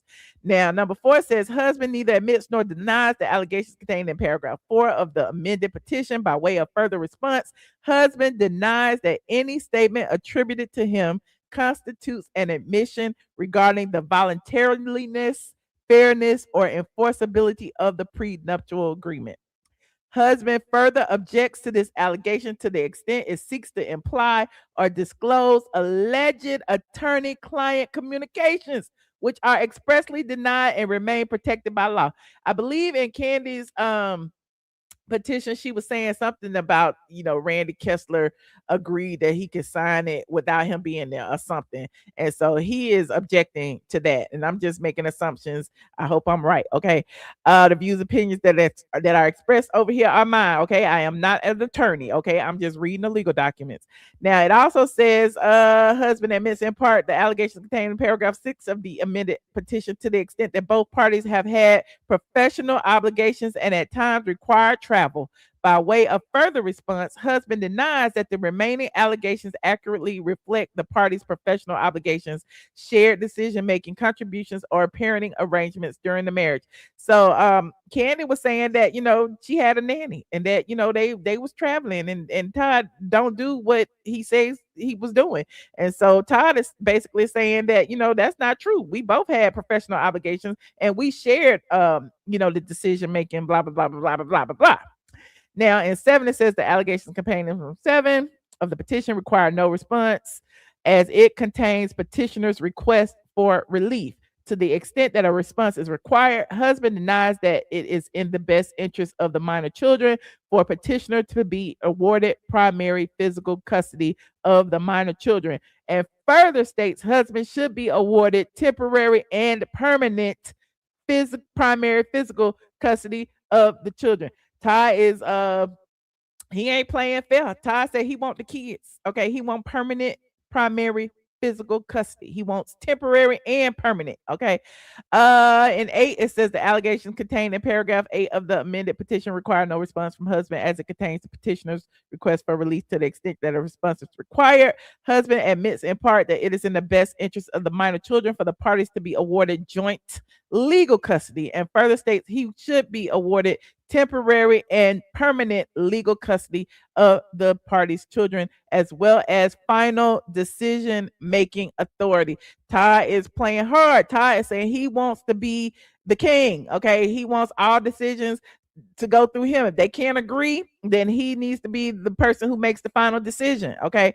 Wherefore, husband prays that any answers for relief enumerated in the amended petition be denied to the extent they conflict with the relief sought by husband. Okay.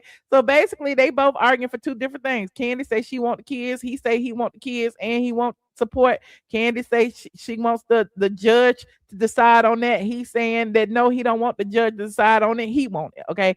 In the counterclaim, it says, comes now T. Jermaine Tucker responded by and through his undersigned counsel and files his counterclaim for divorce and other relief respectfully showing the court as follows. Husband is and blah, blah, blah, blah, blah. We know he's a resident of Fulton County.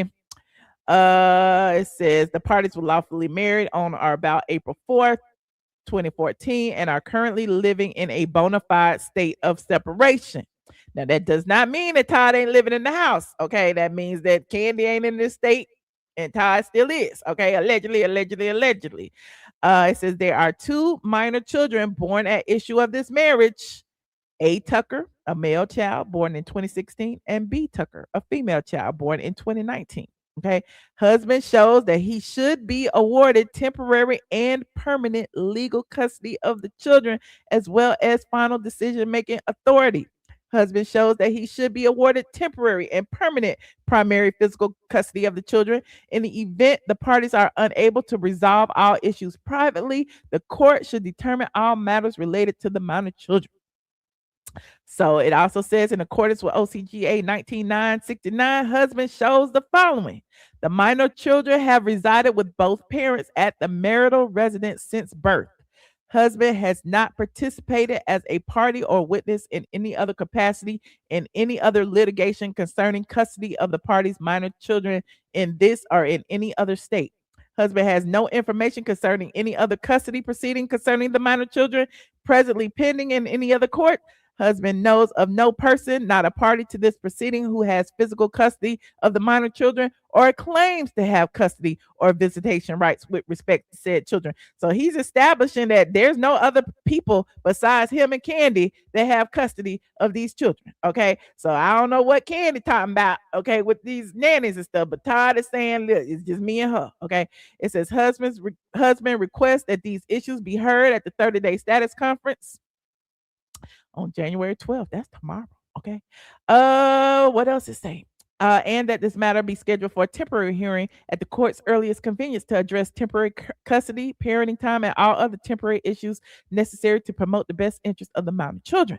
Husband is entitled to a divorce from petitioner on the ground that the marriage is irretrievably broken, as defined in OCGA 1953-13, and there are no prospects for reconciliation. Husband is further entitled to a total divorce or divorce a vinculo matrimony, while husband remains hopeful that the parties can resolve all issues amicably and privately. Husband expressly reserves the right to assert and add additional grounds for divorce as permitted by law. Husband shows that the parties signed a prenuptial agreement dated April 4th, 2014, immediately prior to their wedding ceremony. Petitioner's counsel at the time was fully aware that husband was represented by the undersigned and had been actively communicating with his attorney regarding the terms of a potential prenuptial agreement. Looks like Randy is doubling down, setting the grounds, basically saying, look, he signed it right before they got married, okay? And they knew he had an attorney and I wasn't there. It said, despite that knowledge, petitioner's counsel presented the final agreement to husband for signature immediately before the wedding ceremony without any notice to or consultation with the undersigned counsel, who had been significantly engaged in the negotiation process. These circumstances raise substantial questions concerning the enforceability of said document.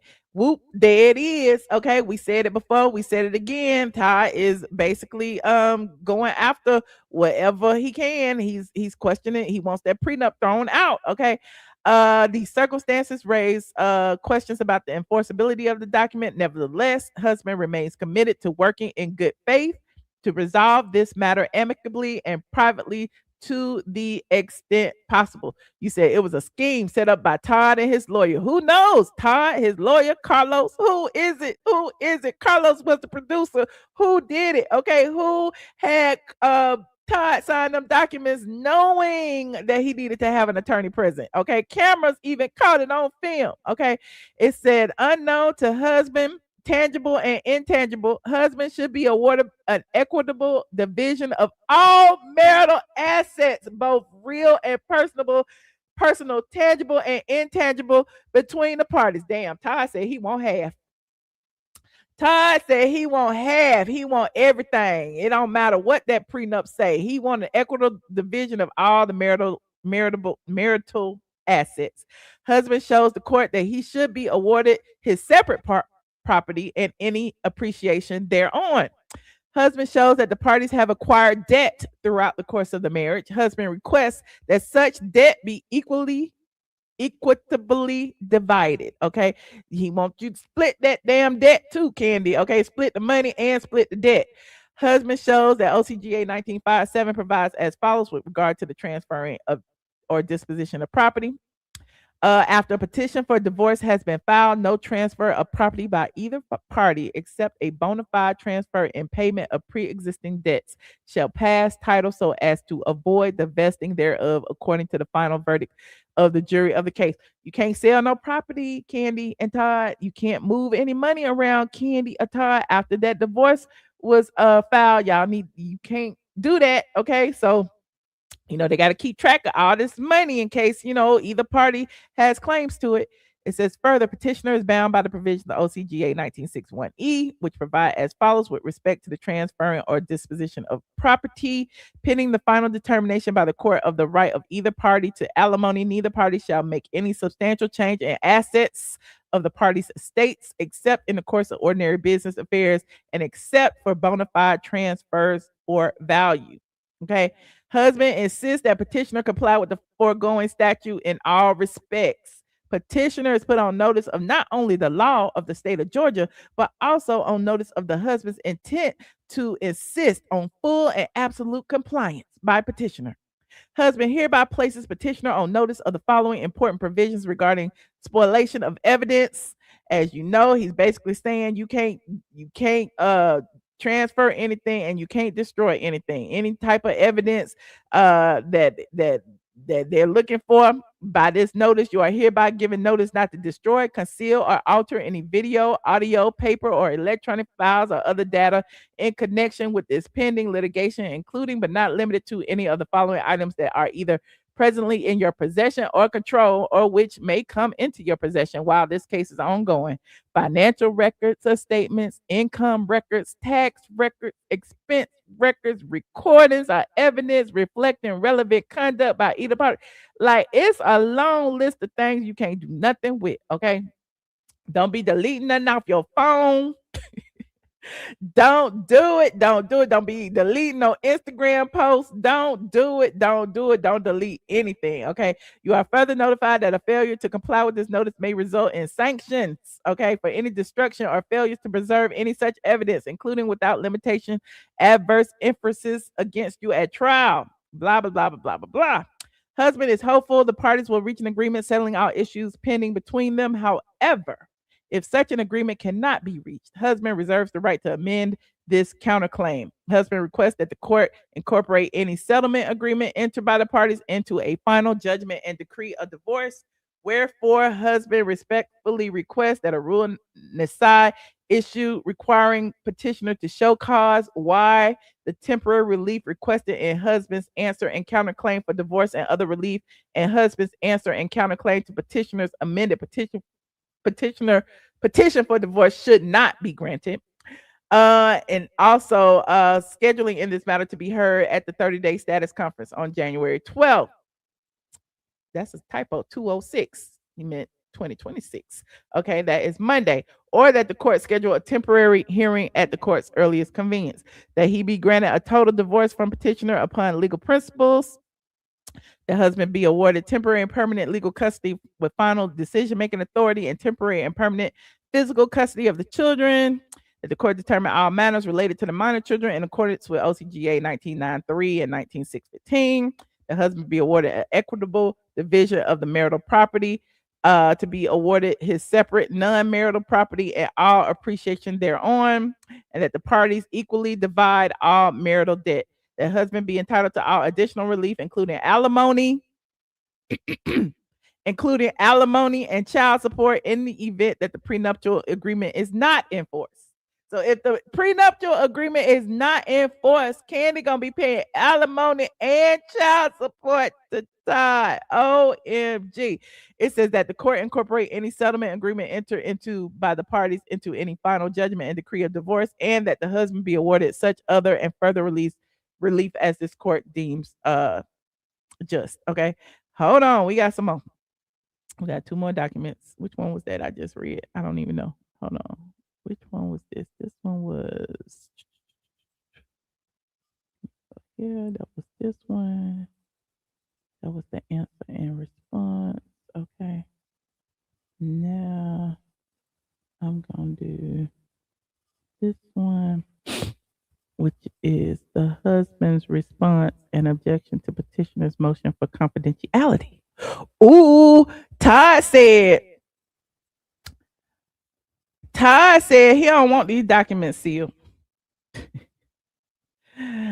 Todd said he don't want these documents sealed. Okay, Todd said, I don't want it. I don't want them sealed. Let everybody know. Ooh, this messy. Hold on, what was I? This messy. Okay. You said, Kandi stressed out. She's cheap. Ooh, child. It says husband's response and objection to petitioner's motion for confidentiality order and motion to seal and brief in support thereof. Child, it's 6 pages. We're going to look at it.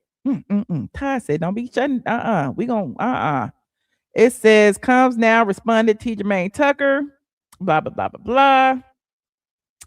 This is his response and objection to petitioner's motion for confidentiality order and motion to seal and brief in support thereof, and respectfully showing this court that petitioner, while having filed a motion for confidentiality and to seal, seeking extraordinary relief, petitioner has incessantly discussed the instant divorce with various media outlets. Ooh, check, I made myself big for this. Ooh, Todd, you got down on that. Todd got down on that because I said that earlier today. I said, how is Kandi asking for a motion to seal?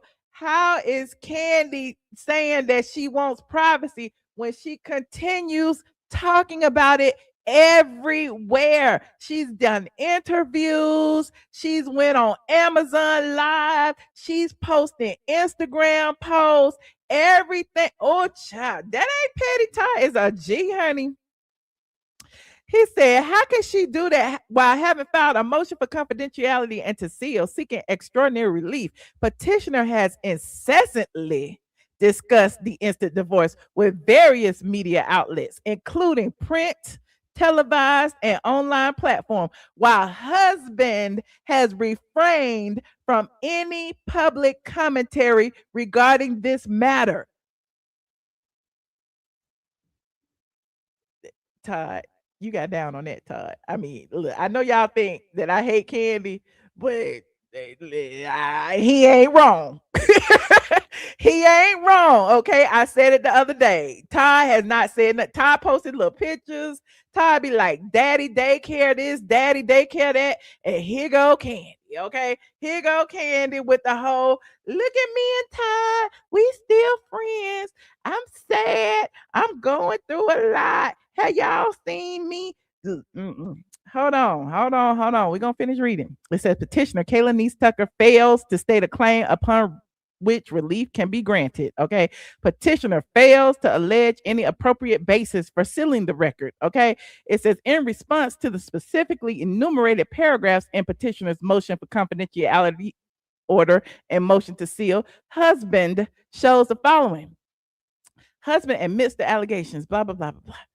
Here's the issue. This is strategy. Okay. This is just my personal opinion, but this is strategy because if Todd knows that keeping this open is exposing Kandi to whatever it is that she's trying for us not to see, it's likely that she is likely to come forward and agree to some type of settlement or mediation, okay, quickly, okay, because she don't want to keep going back and forth. She don't want to chance the fact that Todd may inadvertently put something in this order that, you know, exposes her that she ain't got as much money as she says she does, or that, you know, they was doing some other stuff that is non-conventional. She's not going to chance that. So to protect her image, I'm thinking that Randy or whoever, this is a legal strategy to get her to settle up quick. Okay.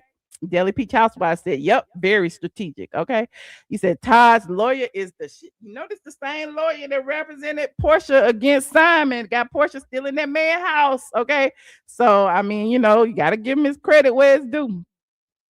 It says the motion does not require a response from husband as it contains petitioner's prayers for relief to the extent that a response is required.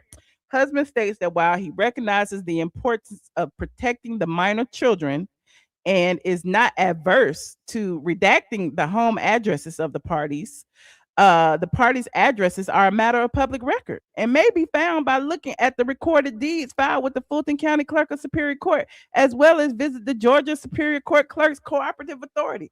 Furthermore, the parties' financial disclosures have no effect on the best interest of the minor children and are not filed in the court record in any event. Rather, only a certificate reflecting that such disclosures have been exchanged is filed, which does not contain confidential financial details. So Kandi was trying to get them finances under lock and seal, and Todd said it ain't even in they can't even see what they are. Okay, that's what Todd's attorney said. Even though we've exchanged them amongst each other, they are not in the court records. Okay, it says the relief requested by petitioner is overbroad and unsupported by law to the extent it seeks to render categories of information confidential or restrict public access to the record, not out of concern for physical safety or best interest of the children. Ooh, clock that T. Radiant said what? He said they didn't seal Drew or Kenya's. Child, have we even seen Kenya's? Is there a Kenya divorce? When you get a divorce, they don't get into your bedroom activities, right? I mean, they they might. It just depends on what you file. Remember, Simon was playing dirty, and he put in there that Porsha was sleeping with Dennis and Future and Mingley. So it just depends. So she doesn't have any control over what Todd and or his attorney puts in their legal documents. So of course she will want them sealed because you never know what may come out inadvertently. The same way Porsha did Simon. Porsha put that, Simon was worth $300 million. And because he was worth so much money, he could abuse the system by continuing to use his vast wealth to harass me through the courts. And so, of course, Simon may not have wanted everybody to know that's what he was worth. Or, she put it in there for a reason. So, there's different things that, like I said, it's strategy. Daily Peach said, I do feel bad for Kandi because I don't think she saw this coming. Maybe she did. Maybe she didn't. I don't know. But she should have. It says paragraph 3 of the motion does not require a response from husband as it contains petitioner's prayers for relief to the extent that a response is required. Husband states that petitioner's prayers for relief should be denied in their entirety.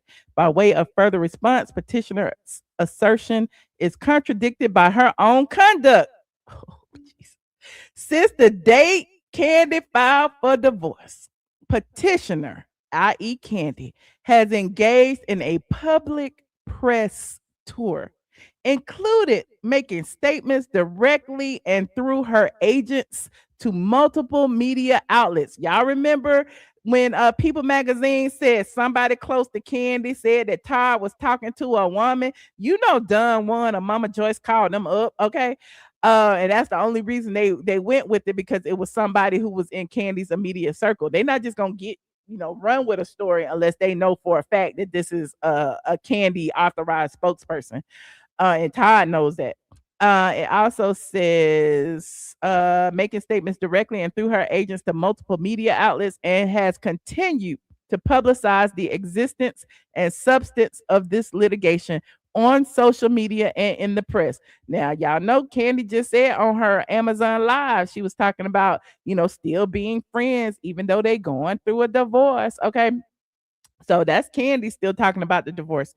It says, having voluntarily placed the proceedings into the public domain, petitioner, i.e. Kandi, cannot now credibly claim that sealing the case is necessary to protect the integrity of the proceedings or the best interest of the minor children. Rather, the requested relief appears aimed at selectively restricting public access in order to control the narrative of a dispute that petitioner herself has chosen to remain. This is like a soap opera. Okay.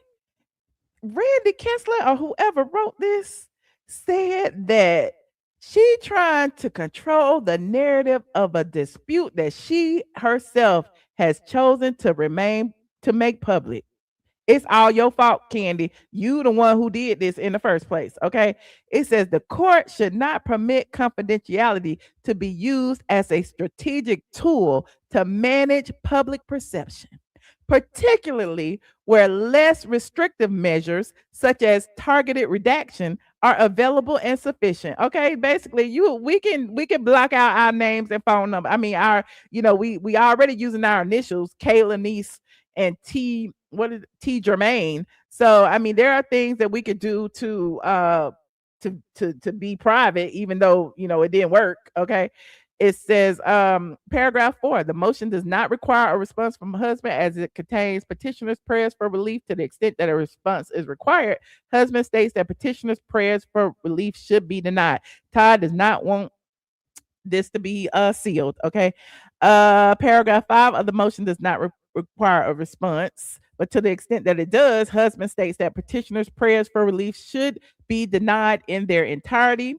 Additionally, husband shows that petitioner fails to demonstrate why the record in this case, unlike the record in other divorce cases in Georgia, should be sealed. Okay. Like, how you gonna say this should be sealed, but everybody else's divorce is public? Okay.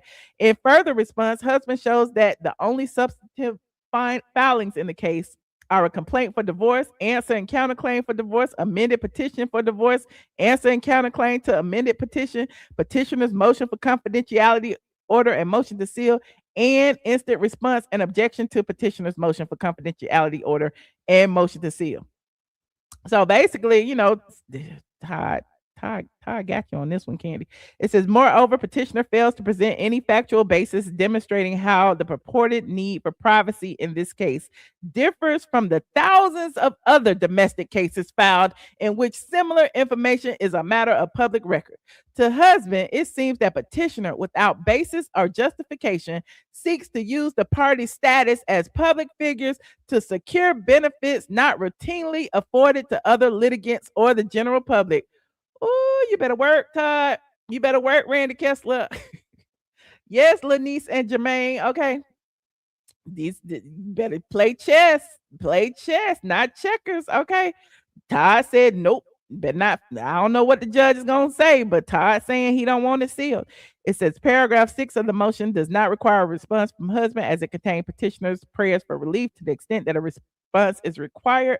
Husband states that petitioner's prayers be denied. Okay, 7, same thing. He wants them denied. Now here is the argument. Okay, basically they're referencing several other cases, several other divorces, all in Georgia and case law, where a lot of people were requesting to seal the documents and basically saying that the harm otherwise resulting to his or her privacy clearly outweighs the public's substantial interest in access to the records. But because the Atlanta Journal-Constitution argued about it, they kept whatever this case was, Wild versus Thurman, they kept it open. And basically, the court found that the court must set forth findings that explain how the invasion of privacy threatened by public access to the sealed materials differs from the type of privacy invasion that is suffered by all parties in civil suits. So if you can't prove that, you know, there's some privacy invasion, they're not going to seal it. Okay. And they're basically saying that the Georgia Supreme Court has further made clear that embarrassment, reputational impact, or privacy concerns are consequences common to civil litigation, and without more, do not justify sealing court records. So basically, everybody get embarrassed, okay, with the court. Everybody get embarrassed. Listen, that's why it's public, so that we can all see that there's some transparency in the law, that everybody is treated fairly, that there's a balance. We can't seal yours and not seal everybody else's, okay? So he's showing a bunch of case law, and there is that. So basically, they're asking, respectfully submitted on the 5th day of January, that the court does not seal this case. Ooh, I feel like I've been talking for a long time, and I have. Okay. We have one more legal document, but before I do that, I'm gonna talk about this picture that Todd posted earlier today that y'all kept tagging me in. Todd posted a picture, another daddy daycare picture of him and Ace and Blaze, and Mama Joyce was in the back, honey. Mama Joyce's whole face was in the back. Hold on, did I have a screenshot of it? Hold on, let me see. Like this video, please, and thank you. Like this video. Thought I had put it in, but I didn't. Let me pull it up. Todd Tucker. Todd said, I am ready for war. Okay, so Todd posted this image today. And in this image, it says so much. Okay. Y'all know Mama Joyce said it was a scheme. Mama Joyce or Unbirth, one of them, said it was a scheme set up by Todd. And in this picture, okay, Mama Joyce is staring, death stare at Todd. Okay.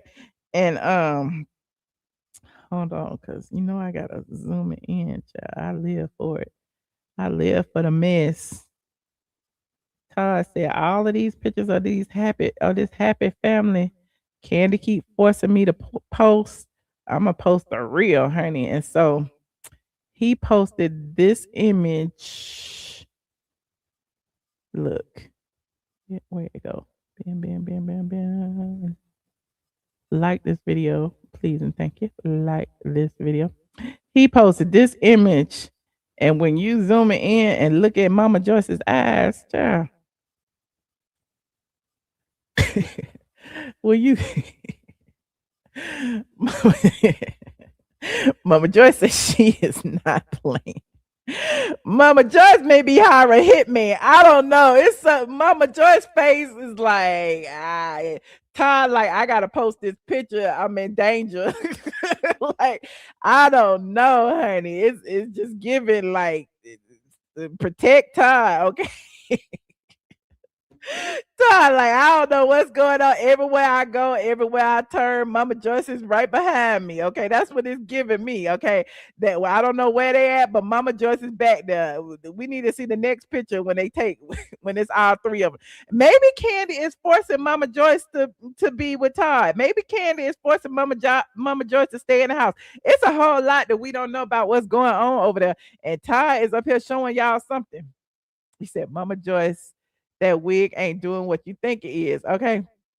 That Mama Joyce gonna do some voodoo. Well, meanwhile, okay, we got Kandi's next response. Chat, we got so much. This is Kandi's latest motion, which was filed the day after Todd filed all of that, which was Todd filed his amended complaint. Todd filed his response to Kandi's motion to seal. And here is Kandi's response to all that stuff Todd been filing, okay? So Kandi filed her motion. Whew, child. I told you they're gonna be in court from here to whenever. Okay. She filed this 1/8/26. Okay. Petitioner's motion for a temporary hearing on parenting time and child support. So Kandi said, it don't matter that I'm living in New York. Okay. It does not matter. I need a hearing. Okay, because I don't want Todd to have these kids. Okay. It says, you know, the parties they are the parents to two minor children, A. Tucker, a male child, and B. Tucker, a female child. Okay. The minor children have significant monthly expenses that include, but are not limited to, nanny, child care expenses, tuition related expenses, extracurricular expenses, birthday parties, medical expenses, travel expenses, and maintenance daily expenses. So basically, Kandi telling us her children need all this, which all children have all those expenses. Okay.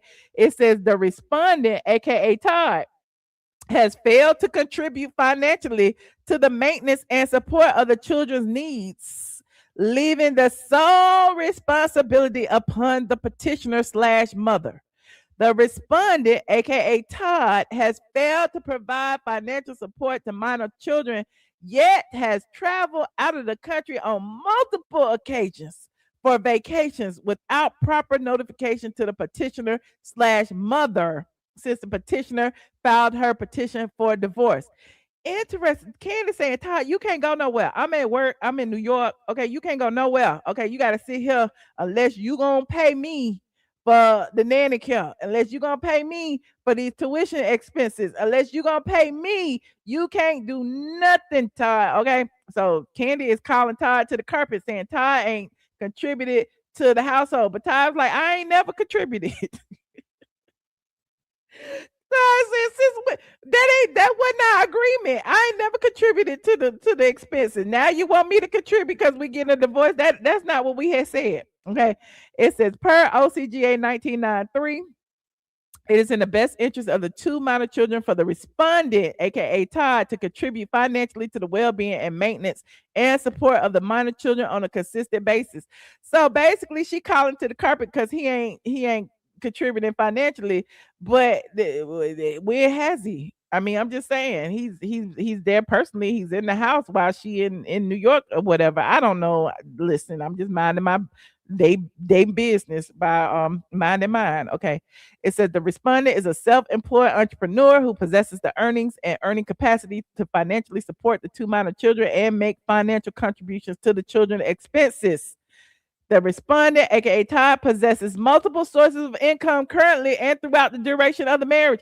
So Kandi said he was making his money, but he don't pay nothing. Okay, that's what Kandi said. He makes his money. He got money. He can make financial contributions, but he refuses to. The respondent does not pay mortgage or expenses to the marital residence. Listen, Kandi is calling everything to the carpet. Kandi said, I pay for everything. That's your fault, Kandi. Who told you to do that? Y'all been married 10, 11 years. This man ain't paid for nothing. Now, all of a sudden, you want him to pay? Now all of a sudden, because he fighting you now, all of a sudden he don't pay nothing. He don't pay nothing. He ain't been paying nothing. It said the respondent does not exercise parenting time with the minor children on a significant basis, despite the facade of his 2 or 3 minute social media videos chronicling his daddy daycare on social media. Not Kandi calling out the daddy daycare. Not Kandi. What? I mean, who is in town while you in New York? I mean, I'm just saying, who is there? Who is spending all the time? Is it Mama Joyce? Is it the nanny? Is that what Kandi's saying, that she would prefer for Mama Joyce or the nanny to keep the kids outside of Todd, their biological father? Radiant said, if never contributed to the home, that strengthens the argument that he needs support. Okay, because he ain't gonna leave that house as long as the children are staying there, and he's already established the fact that the children, ever since they was born, been in that same house, so they not gonna have 2 separate households. That's what it's looking like. He said, so Kandi lied when she was arguing with Marlo about Todd contributing. Ooh, not y'all pulling receipts, honey. Why should Todd pay for a house? His name is on. You know, he said it in the Glam Squad. Okay, you know, they can't delete them videos. He said, I figured that folks be faking. Yep, Kandi said she could pay for every motherfucker in here, and she is. Okay, Kandi is the sugar mama that Marlo said she was. Okay, Marlo said Kandi was paying for everything, and Kandi said, I am. I could pay for every motherfucker in here. Not Kandi is a pick me. Kandi picked. She ain't the pick me. Kandi picked Todd, and she paid a hefty price. Okay, it says, since petitioner filed her petition for divorce, the respondent has intentionally and willfully attempted to interfere with the petitioner's parenting time with the minor children. Now, how has Todd interfered with the parenting time if he don't have the kids? How can he interfere if he don't have them? Specifically during the recent Christmas holiday break. Now we getting tea, because remember, y'all said they was all good during Christmas. They were taking pictures, they was in their pajamas and all that during Christmas. Even the older kids was there. It says during the recent Christmas break, the respondents, aka Kandi, attempted to prohibit the children from traveling to New York to visit the Todd attempted to prohibit the children from traveling to New York to visit the petitioner, even though she had previously incurred costs of travel for the children. To prohibit the children from traveling. Okay. I don't know. That just seemed grammatically incorrect. Maybe it's me. She had previously incurred costs of travel for the children and provided the respondent with significant notice of her intent to exercise parenting time during the children's designated holiday break. So Todd was like, listen, I ain't trying to go to New York, child. We've been here all this time. Now you want to fly everybody up there? It says court intervention is essential to ensure that petitioner will be able to exercise consistent and peaceful parenting time with the minor children while the divorce proceedings are pending before this honorable court. I mean, maybe Todd didn't want to go up there for Christmas. Maybe he wanted everybody at home. I don't know. So this is why everybody quiet about this story. Kandi's slip is showing. It is, child. The baby was on one of the episodes crying for his mama because he missed and wanted his mama. Okay. Yep, it is juicy. You said you here to catch the tea. Shout out to J Hood. I see you, friend. She is going low. Child, you thought she wouldn't. Kandi needs an attorney on Randy's level. You saying her attorney is not on Randy's level? It is contradictory, because how he stopped the kids from coming if he didn't have the kids? First he say he don't pay for the kids, then they say he go traveling without the kids even though he got money, and now is he stopped the kids from, or tried to stop the kids from coming to visit her. Interesting. It says petitioner requests that court issue a temporary parenting plan that affords the parties with respective scheduled parenting time with the minor children on a temporary basis. The petitioner requests that the temporary parenting plan also includes a plan that addresses how the parties shall split time with the minor children during upcoming holidays and academic breaks. So while y'all was thinking it was all good, okay, they go into ACEs birthday party. They having all these different parties and stuff. And Todd is on one side of the room and Kandi on the other side of the room. And then they come take pictures when it's time to cut the cake. Clearly, there is some dissension, and clearly the divorce is still going on. It says the petitioner has already secured. Oh, wait, now she already secured travel itineraries for the children for their upcoming spring break. Therefore, she requests that she be awarded parenting time with the minor children during their upcoming spring break during even calendar years on a temporary basis. So basically, it's like Kandi, like, I already spent my money, so you need to do what I say do. You know, Kandi got the money, right? Kandi is the boss of the house. Okay, Kandi wear the pants. So she's saying she already had bought the tickets, okay, as if she can't get no refund. Okay, she already did the travel itinerary for spring break, even though it's January. Okay, even though you knew you was going through a divorce, you already did it. And so she wants the court to award her this spring break, okay, and maybe Todd can get the next one, okay. It says the petitioner requests that the court schedule a hearing to address the issues of temporary child support and parenting time at the court's earliest available date for consideration. So she's asking for an order from the court to do all of that. She wants the court to put it in writing. She also wants an order directing that Todd pay child support. That's interesting. How he gonna pay child support when you won't even let the man work? She want to order directing respondent to pay child support and share in the expenses for the minor children on a temporary basis. How you gonna do that when the children with him? How he gonna pay child support when she ain't even got the children? I'm so confused. I am so confused. Okay. They also want to issue a temporary order awarding the petitioner and respondent with parenting time with minor children on a regular basis and major holidays. So he got the kids, but you're requesting time with the kids, but you want him to pay child support even though he allegedly had the kids all the time, but you want them every now and then just on spring break. Who wrote this? He also wants to issue. They also want to issue a temporary order awarding the petitioner parenting time with the minor children during their upcoming spring break. So who had them outside of spring break? Oh Lord, I don't know. Shout out to Kandi, child. Shout out to Todd. This is gonna be a long one. This is going to be a long one, honey. I don't know. My chair fell down. Hold on. I don't know what's gonna happen. Meanwhile, you know, Kandi is showing a brave face online, honey. And like Todd said, Kandi keep going to every platform to talk about it. Hold on, let me find the last video that Kandi did. Like this video, I've been talking for 2 hours and 15 minutes and I didn't have no intermission. Kandi. Hold on. I'm about to see if I can find it. Is this it? Let me see.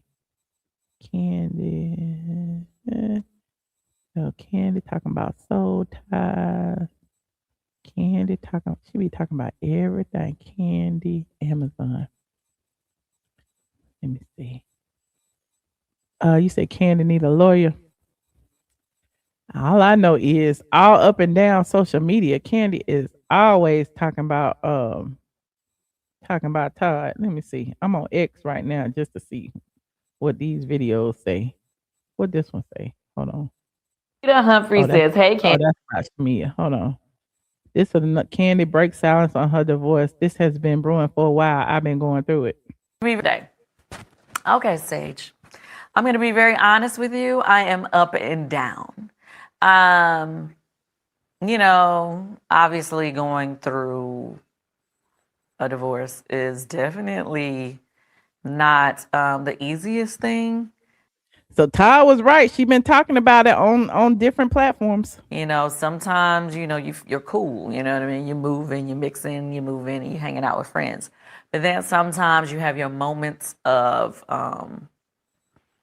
sadness, you know, and me being the Taurus that I am. Girl, why we got to know this, though? You wanted privacy. I like to keep those moments to myself. When I was on Housewives, I really couldn't keep moments to myself when I got upset, so y'all would catch me crying. But in real life, my everyday life, you know, I don't really like for those moments to be shared with the world. Okay. So, but I am sharing with my Amazon family today. So I am up and down. Okay, there go Candace saying she up and down. And here go her latest one on Amazon. Like Todd said, Todd said incessant. That means often, a lot, a whole lot. And here she is again, incessantly talking about Todd. Hold on, let me see what this say. You see you and Todd being friends after the divorce. Yes. I think after a divorce, I think anybody should be able, hopefully. Don't get me started lying. Age well. I hope we get to be friends. Like, that'll be my goal. But you know, I think when you're going through the divorce, people get on your nerves and you really start looking at them differently. Yeah. So that's why I'm like, I'm hoping that we can make it through unscathed. Anyway, she could not have answered that question. And so, I mean, that's a good argument for Todd to be like, no, you don't need to seal these documents if you ain't sealing your mouth. Okay.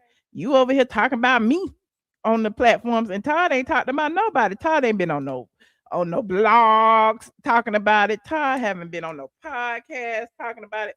Todd didn't go live talk about no divorce. Todd ain't did nothing. Okay. So I don't know, Kandi. This strategy you doing right now ain't working. You need to do another one. Try it. Start over again. Okay.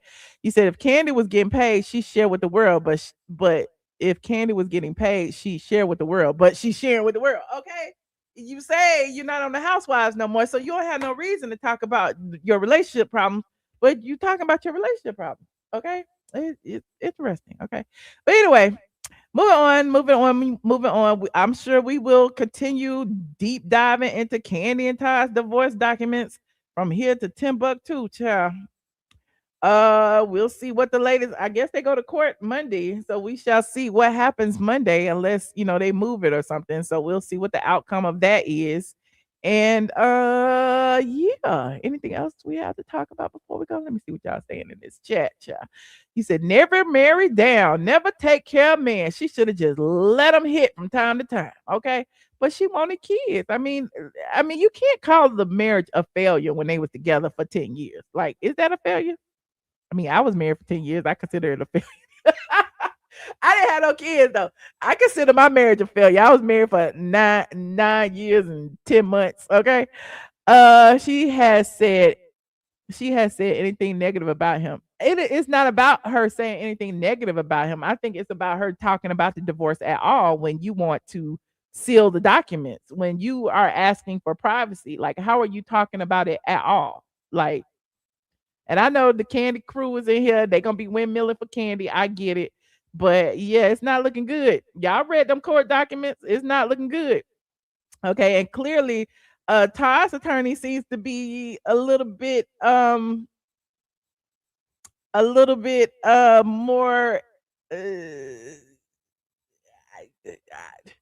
I'm trying not to like say the wrong word, but he seems to be a little bit I'm just gonna a simple word, a little bit better. A little bit better. I'm not gonna say more educated, more I don't know. It just seems to be like his attorney is more involved than Kandi's attorney, because his attorney was actually there when they first got married. So, and that's the type of attorney you want. That's why I love my attorney. Shout out to Michael Miller. Like, your attorney that knows like everything from beginning to end, you know what I mean? That was there even before the lawsuit was filed and that kind of stuff. So it seems like, Randy knows the history of everything, and he's not, basing what he's saying just strictly off of what his client is saying, because he was there. He had conversations with Kandi's attorney of record at the time, where experience would be a good word too. But I mean, I don't know that Kandi's attorney isn't experienced. I mean, I told you I met her. She was working up under Phaedra. That doesn't make her a bad attorney. I mean, yeah, he is. He's been doing it longer. You're right. Okay, we can say experience. Okay, I was trying not to go there, but You said, and Todd helped elevate Kandi. There is no OLG, no multiple spinoffs, no productions without Todd. He is nowhere near a bum. Okay. But Kandi said they turned lemons into lemonade. Okay. They had a dungeon tour based off of what Phaedra said about both of them taking, Porsha to the dungeon. So I mean, add the dungeon tour in there too. I mean, they monetized off of that. So they monetized off of different productions. Even if they weren't successful at the time, it was always Kandi and Todd presents. Kandi and Todd presents. The Burruss Tucker restaurant group. So you can't say, that a lot of the things that Kandi was doing that she would have been doing had she not married Todd. I mean, let's be real. The only thing Kandi was probably doing would be the sex toys. It wouldn't be the restaurants. It wouldn't be the plays. It wouldn't be productions. It wouldn't be any of that without Todd being there. And I don't know. We shall see. If you think Kandi would have been involved in any other Broadway stuff if it wasn't for Todd, if they would have been, co-executive producers on Othello and all of those things, if it wasn't for Todd. Todd was in production at the time, right? I mean, am I wrong? Y'all let me know. Because sometimes I might forget history. You said she doesn't seem invested or something. She need to take the wheel back from Kandi. Oh, you mean the attorney? Interesting. Todd is a bum. He had nothing without Kandi, name and funds. Okay, you say, well, that's Candy's fault for marrying a bum then, if that's the case, Mama Joyce. Mama Joyce, that's Candy's fault. If you don't call that man a bum, okay, whose fault is it that she married a bum? Okay, just like y'all be look. Well, I always compare marriages and divorces. Just like y'all say, it's Simon's fault for marrying Porsha. She was a gold digger. It's Simon's fault. It's Kandi's fault for marrying a bum. Okay, she need to get ready to cut that check. Anywho, like this video, y'all. I'm about to go. I would take out anybody gonna call me at 1:30 in the morning. Put a one in the chat if y'all think anybody gonna call me at 1:30 in the morning. Who gonna call in? Y'all still up? It's 2,000 people in here. I put the link in. Click the link and call in. I would love to hear what you have to say about this situation. We talked about a lot of things, by the way. We talked about Porsha and Traitors earlier, if you want to chime in on that. We talked about Cardi B versus everyone earlier, if you want to talk about that. We talked about the Tasha K and Jess Hilarious situation, if you want to talk about that. We talked about the TS Manhands and Jess Hilarious situation, if you want to talk about that. We talked about a lot of things. We've been on for like 2 hours and 20 minutes, so you can pick a topic, call in. Oh, we talked about Junkie Dineva not responding to Mendeecees, if you want to talk about that. Where's the Junkie Bunch? Okay, why Junkie Dineva been quiet as a mouse? Okay. What else did we talk about, y'all? We had a lot of topics today. This was fun. Okay, I didn't think it would be fun because we talked about CVS discontinuing Kenya Moore haircut. So in order, we talked about Porsha Williams being eliminated from Traitors. I gave my insight on that, and we listened to Porsha talking about why she was eliminated. We talked about Cardi B versus everybody. Okay, we talked about the Jessie Woo and Tasha K, versus Cardi B. We talked about the Jessie Woo having her problematic past, Tasha K having her problematic past and whatever, but Cardi B being racist Latina. We talked about Jess Hilarious and Tasha K. Jess Hilarious called Tasha K a junkie, honey. And I don't know if she was thinking about Junkie Dineva, but she said that Tasha K was ugly. We talked about the TS Madison versus Jess Hilarious, and we talked about the CVS and Kenya Moore, and we talked about Kandi and Todd, which was the bulk of the live. Hold on, we got somebody in the back already. Hold on. Hello, George. What's up, boo? I missed you. How are you? Good. Can you hear me? Yes. How you doing? I'm doing good. How are you? You look good, sis. I'm good. Welcome. Happy New Year. Happy New Year's. Hey, I just had something quick to say. Okay. It's in reference to the Porsha situation on Traitors. Okay. You were right. Like, I mean, I think you had said that the setup was Porsha bringing up the conversations to Michael Rappaport in front of the group. And I just feel like if Porsha didn't run her mouth so much, and didn't even bring up those conversations like in that kitchen, she probably wouldn't be on the radar. I mean, Porsha, she should have played to her strength. And I feel like Portia's strength is ditzy, right? Don't go in that environment trying to lead conversations, trying to direct narratives. I just feel like she talked way too much. And I really like Candace's approach to the show. I just wonder what you thought about that.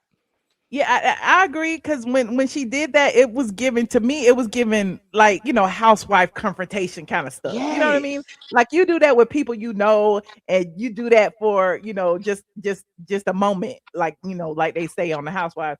But Porsha doing that was stupid. It was like, if Candace told her that and they supposed to be in an alliance, a sisterhood or whatever, it was no reason for her to take that to the group and be like, well, someone told me that it's you like she had was actually said trying to the throw point of the Candace game under was, the bus. now that you have that information, keep your eye on him.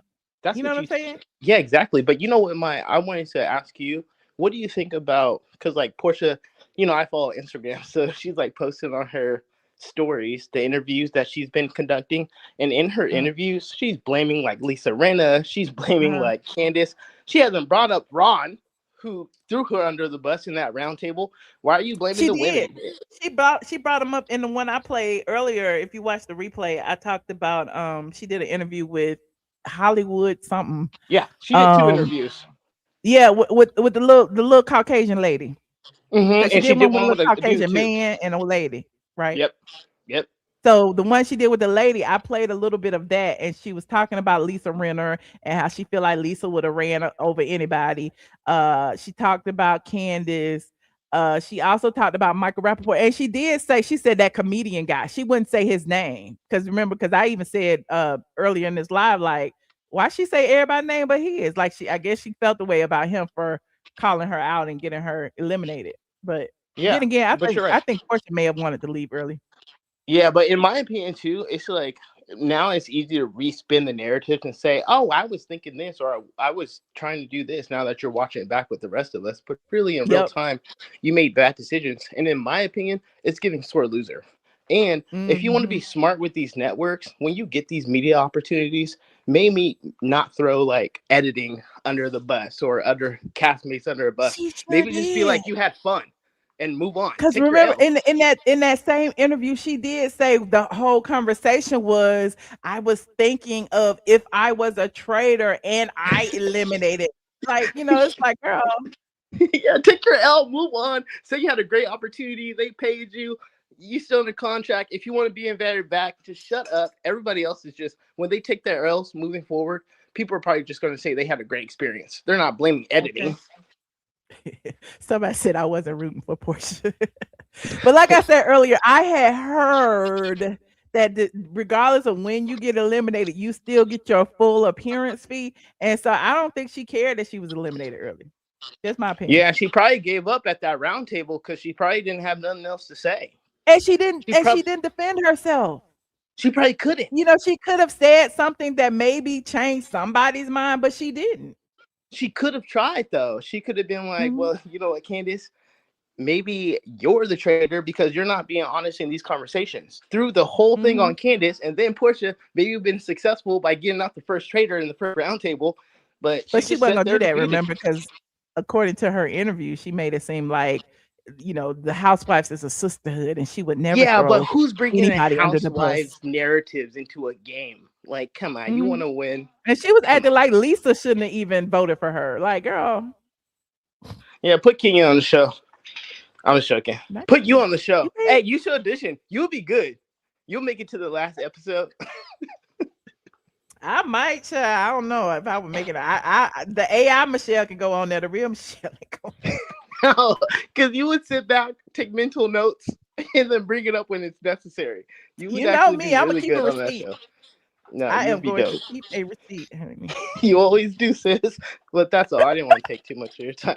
But, hey, you got a spot on. You, George. Thanks for calling in. Yeah, you're the best. Thank you. So are you. Happy New Year. Happy New Year. Bye. All right. Bye. Shout out to George, honey. Shout out to George.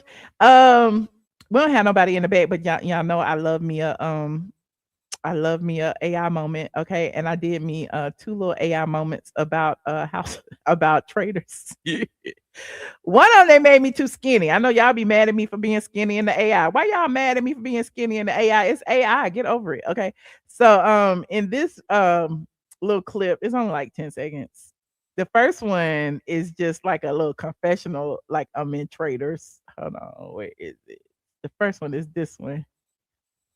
Hold on, I live for AI. Hold on. This is not your grandma's reality show. I'm on the new season of The Traitors. A castle full of strangers, a pile of cash, and one of us lying through our teeth. You can't trust the smiles. You can't. Look, one of us lying through our teeth. It ain't me. Am I the traitor? Am I the traitor? And then I did this one. Hold on, where is the? And then I did this one, which is a different one.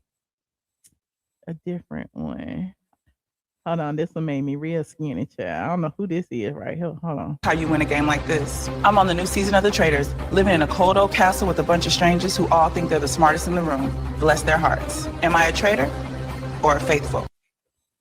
Am I a traitor or a faithful? I don't know. I think I'd be a good traitor. I wanna eliminate people. Okay. They say they can bring in they said they were gonna start letting regular people be traitors. I'm not gonna go on there, but I'm sure one of y'all need to go on there so y'all can call and give us the tea, honey. Hi, Miss Margaret Misher. They say they Could you hear me?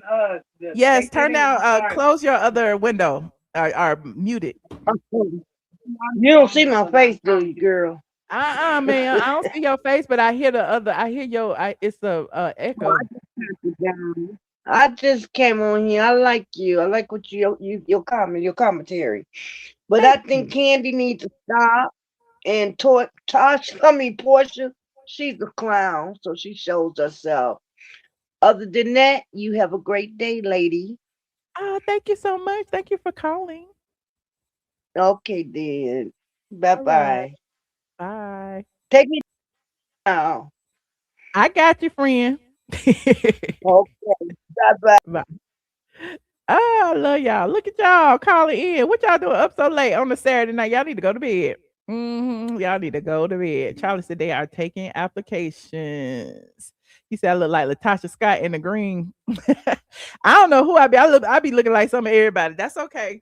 It's based off of me.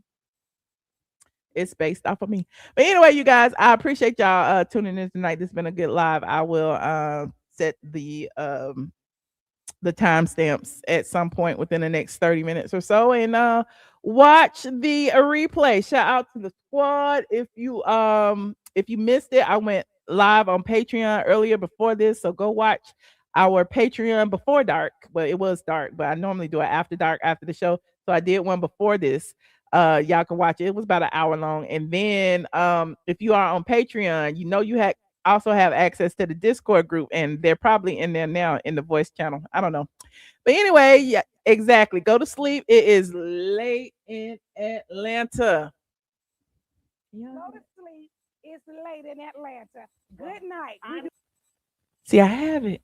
It's in my little sound box, but it's also right here. Go to sleep. It's late in Atlanta. Good night. It is late in Atlanta, honey. So I appreciate y'all for tuning in. Don't forget to like this video, subscribe if you are not subscribed. And I will see you guys in the next video. Good night, squad.